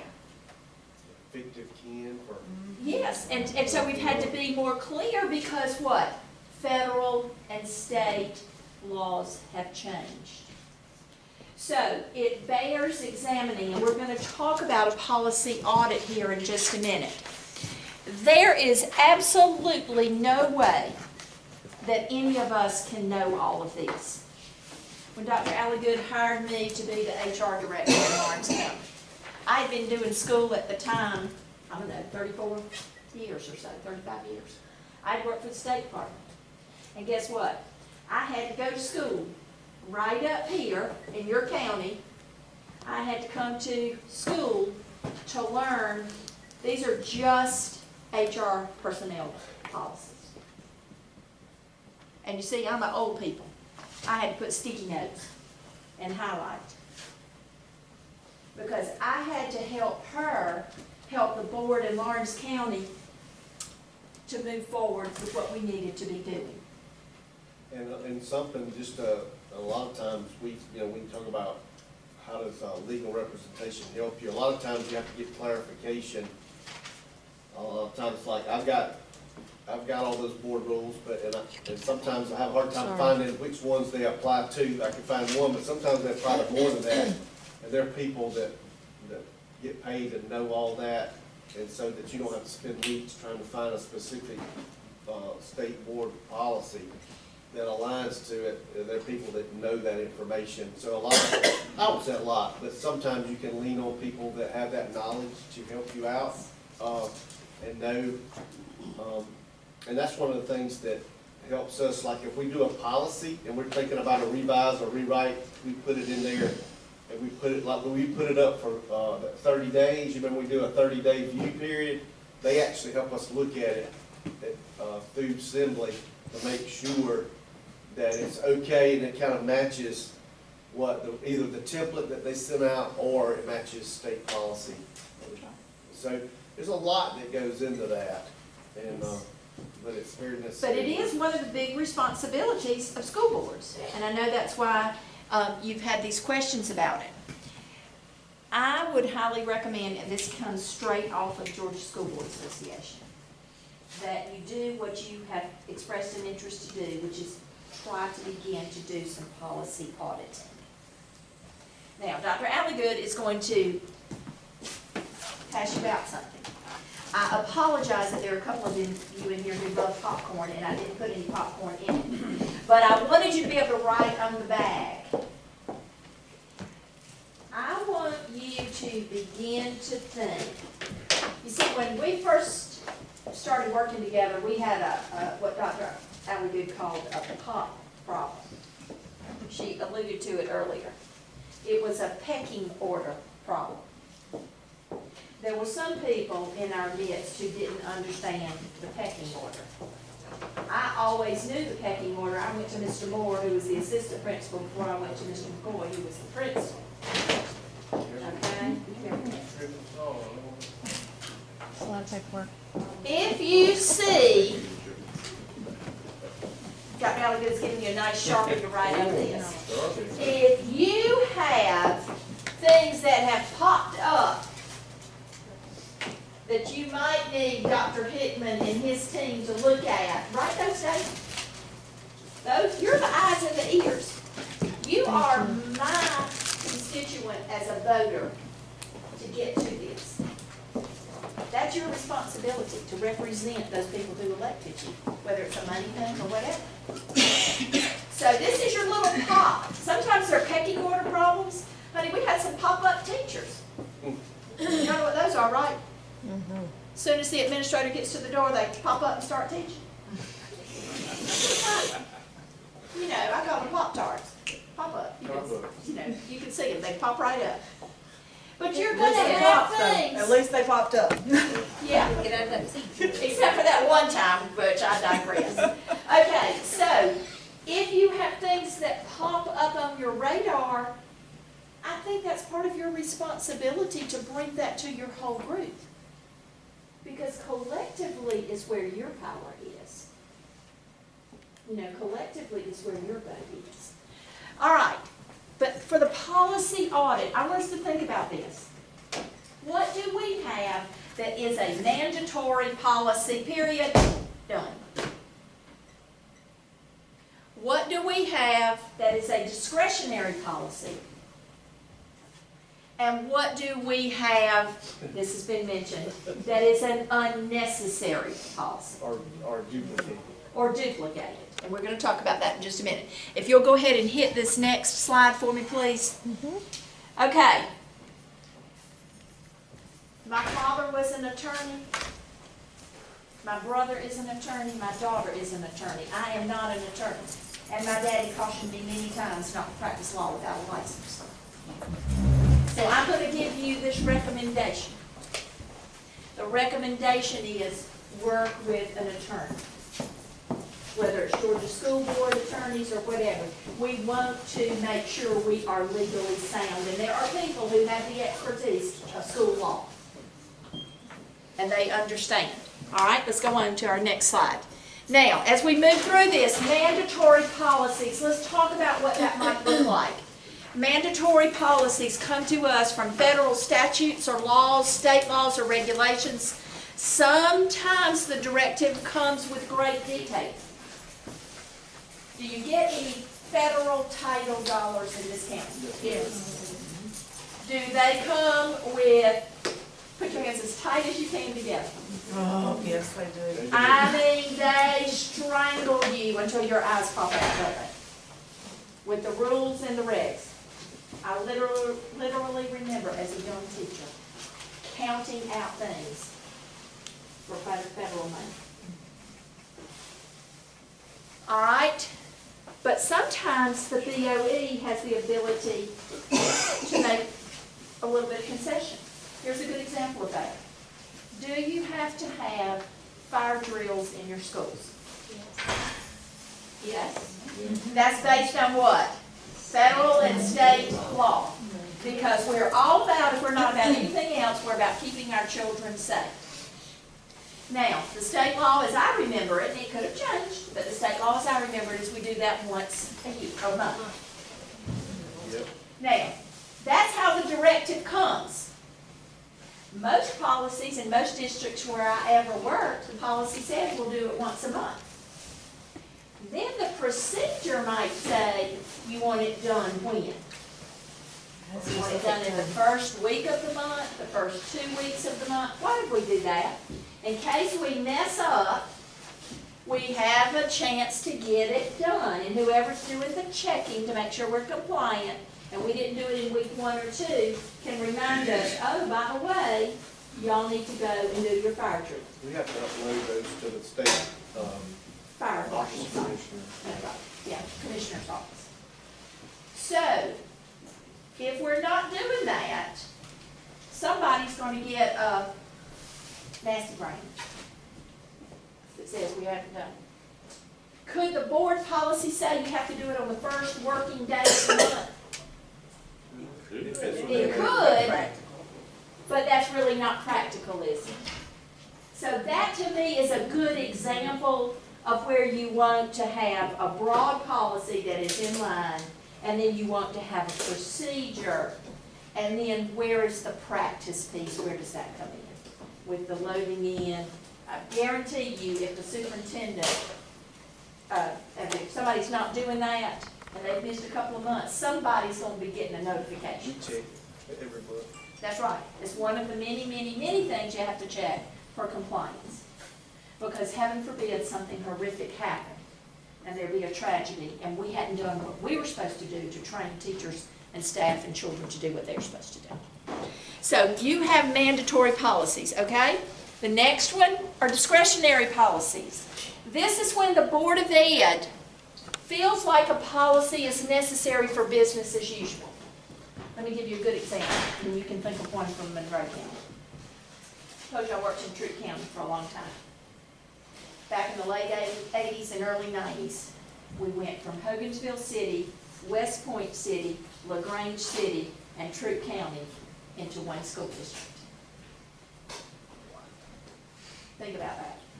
In a matter of 4 years, 4 districts merged. It was really, really tough for those people who had fled Granger Blue and Hogansville Greenway and the Troup Tiger. It was hard for those people because their loyalty was there. That's where they wanted their kids to go to school. LaGrange City was under a court injunction because of the racially identifiable classrooms. So the Troup County Board of Education had to make an attendance zone policy. And literally, if you go down Highway 29, if you lived on that side of the street, you went to Troup. If you lived over here, you went to LaGrange. When it split off down here, y'all went to Callaway. Callaway was the new school they made for Hogansville and the Northie. Interestingly enough, we used to play Hogansville and West Point in football, and basketball. And basketball, right. So it made all of those changes. Everything literally took 2 years, but it changed overnight. 2 years in the big scheme of things is not long, is it? So they had to make policies. Sometimes you guys have to, based on the superintendent's recommendation, make policies for the efficient operation of the schools. We had to do the summer when we did the rezoning, that been several years ago. Yes. And that is certainly one you want to continue to revisit. Because do you think people were raising holy cannoli about this side of the street and that side of the street? Oh my gosh. And then because things were racially identifiable, all of a sudden you go, and you take a subdivision in, and then you go on down and you take another one in. Because we had all those kinds of things. And they've been able to relax some of that once the population shifted. That's not a fun thing for a board to have to do. No, it's not. But those kinds of things are discretionary. The next one, go ahead, and Dr. Hickman just hit on this. Things that are redundant, things that are out of place, things that use old verbiage, things that have conflicts, that either conflict or confuse matters. And some of them, like those different domains we're looking at, and that's one of the things, this is another one that's hard too, because we're trying to do it by domain or by area. Then there's some crossover stuff in other areas that's either redundant or disconnected that even adds to the confusion on that. So, Julie, you know what I'm talking about. I do, go ahead. Okay, now, I want to get through this before our time is up. We've mentioned this a little bit. Your policy's always going to trump your manual, but your manual is what people believe in. That's the Sunday school book. That's for us is like a personnel handbook. At the building level will be the faculty handbook. Bus drivers have their bus driver manual. That's what we're talking about. And if those manuals or handbooks don't match, you are like a lot of your friends around here. Theirs don't match either. It's, for example, so they sign off, everybody has to sign off that they read the personnel handbook. If something's not aligned with what our board policy is, that it has to do with maybe a personnel decision, a fire and offense, and there's a disconnect there, that can be a problem. Absolutely. If it was maybe in your board policy, but not something they signed off on, it could be an issue.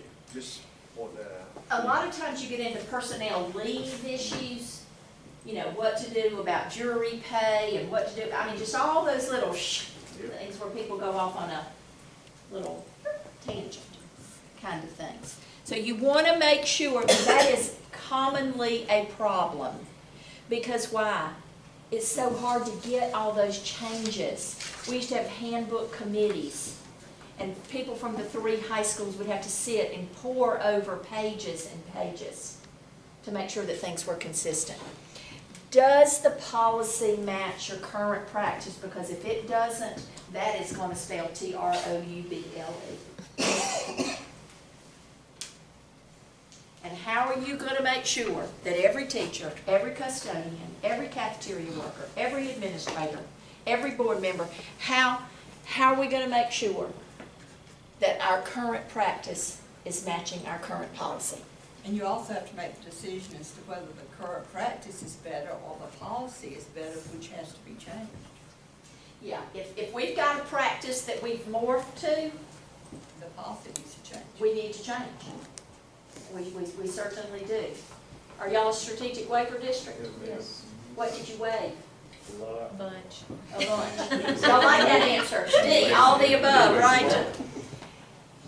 I've heard Phil Hardley preach about this. If you waive a policy, you gotta have something in its place. Because if I'm gonna waive certification for a high school physics teacher in school A, I better be waiving it in school B, and I better be ready for that person who comes along and says, well, the band director is just as important as the high school physics teacher. Because I'm pretty sure the strategic waiver says you can waive certification, not physics teacher certification. Yeah, the one that doesn't waive is like special needs certification. That's a federal requirement, tied to federal federal law dollar. is gonna trump. You cannot test into special education, and you can't waive anything to do with it. So, people are gonna ask that question. We can hire you, Tom, Dick, or Harry to teach physics, not to mention they've got a daggone PhD on here in physics. But why can't we hire my kid to do so-and-so, so-and-so, so-and-so? So, you've got those strategic waivers. You best know and make it legally defensible what you're waiving, because somebody's sitting out there watching. You just never know. It might be 10 years down the road. Somebody's going to say, but you let so-and-so, so-and-so. The challenge here, go ahead, is compliance. With any policy, the challenge is always compliance. How do we know? We are required to know who has or hasn't viewed and acknowledged. That's the first thing. Somebody's in the hall, I think. Somebody. Requires knowing who has or has not viewed and acknowledged the various policies. Scroll on down. The next piece is reading the policy is way different than knowing what it means.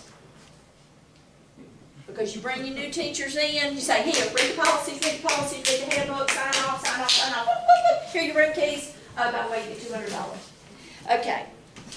You ready to teach? You want $300? Sorry. Should have gone to a rich school district. Okay. Here's the deal. How do you know that teachers know what Mr. Moore told me? We're going to apply the policy. I'm like, going back. Tucking my little tail and going back to the basement thinking I'd best go read the policy. They're all online now. So you can read it. How many did I tell you you had? 190-ish. Give me that ish. Ish. 190-ish. You got a lot of policies. So here's your responsibility. Here's the superintendent's responsibility. How are you going to train these people? Once you decide what the practice is, policy, who needs to know what? And when? And how are we going to make this happen? Because that's our responsibility as those policy makers. We tell our friends in the paper. They write it in the paper. People can read about it. But how does that translate to every little shop teacher knowing what's going on? All right? We have to emphasize the fact that policy is what? Policy compliance is mandatory. When we want to do it, yeah, when you want to do it, but you got to do it all the time too. And people tend to forget that and have a lapse. I personally believe it's people break policy because they don't know what it is. I like to believe most of the time people make mistakes and it's that. Hello. Stress the fact that a policy is a policy.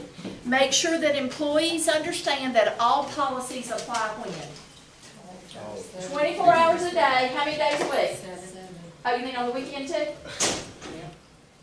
And how many days out of the year? And, or if we get an extra one, 366. But I ain't at work every day. But you're not at work every day. You don't work on Sunday. That's your time. You got freedom. The 3 E's of compliance management. You have to establish the written policies for everything. And if you aren't doing technology now, write yourself a note. Do it. Because the technology has changed in the 2 hours we've been here this morning. And you know what? It's going to change before you get home this evening. There used to be in the LaGrange Mall this little dog at the Playland store. I wish I had bought 20 of them. But he was a little white little terrier, and he'd run around the rack at the front, and he'd go, and then every once in a while he'd jump over and he'd go, that's what we do with technology, isn't it? We are chasing ourselves because it's changing so much, and we've got to have policies in place. So establishing those written policies for every technology, every situation, every behavior that you seek to manage. You can't create them all. There's no way you're going to anticipate something that some kid's going to do with a technology device. Did I ever think they would hack our grade books? No, because we used to carry our grade book around in our hand. Yeah, and they just had to worry about inking it before they would get a pencil and erase it. We have to educate all employees about the organizational, the legal, and the regulatory risk when we don't follow policy. Because not only do you put yourself at jeopardy, you put Monroe County at jeopardy when you choose not to follow something. And then if it is written, we have to do what? Be the enforcer. There are tons of moving parts. I worked with a registrar one time. He says, gosh, there are a lot of moving parts to this machine. And there really are. A whole lot of moving parts. I think the most important thing that you as a board can do is what Dr. Hickman was describing. You know how you eat an elephant, don't you? One bite at a time, and you chew it very carefully. So you have to look at this not as something that's overwhelming. Did anybody write a pop-up problem, something that has popped up? Yeah. Do you have some pop-up problems? It's a good place to start, maybe. When something pops up, I'll tell you like I was trained, time is always a good thing to buy. And when somebody's mad and upset and angry and trying to call something to your attention, if you can buy yourself a little bit of time, that's a good commodity. Buy yourself a little bit of time and go back and see what the policy says. And then let's look at the procedures, and then let's look at the practices. And as you suggested, if we're practicing something that's not in the policy, we either need to change the practice or we need to change the policy. Or if your vision and mission and your guiding principles aren't aligned with your policy, you need to adjust that so that you can get done what you need to get done. That's right. Comments, I've done all the talking. Comments or questions about policy or concerns or things you want to talk. Dr. Alligood's been very quiet up here, but she's got a lot of experience with policy. We're only responsible as a board for the policies. We're not responsible for the procedures nor the practices. But you're responsible for the man. For the man. That is responsible for the procedures and the practice. Right. That's right. We only vote on the policies. That is correct. And if you have a concern about a practice that's going on or not going on, or you have concern about a procedure, protocols, I started to put in there, a lot of times protocols come as a directive from a procedure to follow this protocol, to do this. We learned that early on in machine shop. You'd walk up to a machine and there would be a protocol for operating that machine. It would tell you to do this, set this gauge, turn this on, do this, do that, turn it off. You know, those protocols.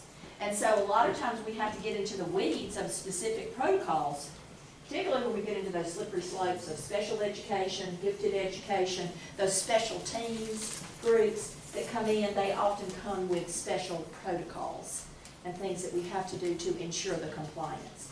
But yes, the job of this board, as I understand it, if we went back to that number 4, was to look at those policies and set that policy.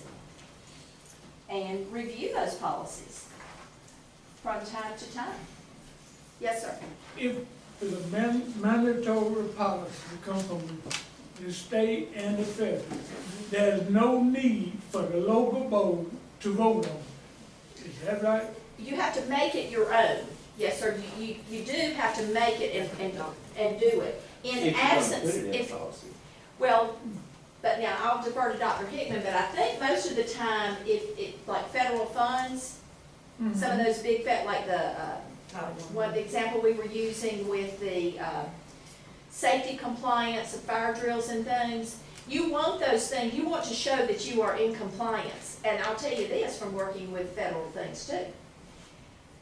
When I was HR director, and I was CTA director long before that, I would have to go before the board, and we would have to modify the Carl Perkins, which is our federal dollars. They weren't going to give us those federal funds from Atlanta until we had that and showed it as a policy in Troup County.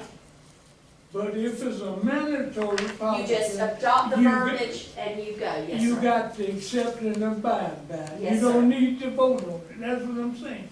Is that right? I think you probably still need to, it depends on what it is, you might We have to can vote on discuss it and it. rubber stamp it, You but discuss it, but you don't need, you You're have bound by no the law. choice but to reject it or accept. You got to accept. yes, sir. Well, I guess technically you could say, no, we don't want your title money, you know, but you're not gonna do that, but, you know. And some things If you're gonna vote require on that it, you there's have always it a in no. policy. I'm sorry? Some of these federal requirements require you to have it in policy. And that's what my So- example with the Perkins dollars Right. were. So you do have to vote on those. You try not to that be are as part of our redundant policy. as you can, but there's some things that typically in those domains that are probably, I would say, if you looked at all different school systems across the state through assembly, you'd see a lot of commonality with the verbiage and things that are done there. And a lot of times GSBA, they send out, anything that we've made a revision on probably here, since I've been here, has probably come from, other than something that's discretionary, has come from GSBA as a recommendation, and that would be no different than the following of certain things as it relates to federal, Go back state, and pull up one of and those local policies, please. Sure. Yeah, and I think your danger in not making it Just go to local your is link. if I tell my new teachers to go online and read the policy manual, it's something that they have to do for special education or title work or CCAE, they're not reading it, they're not seeing it.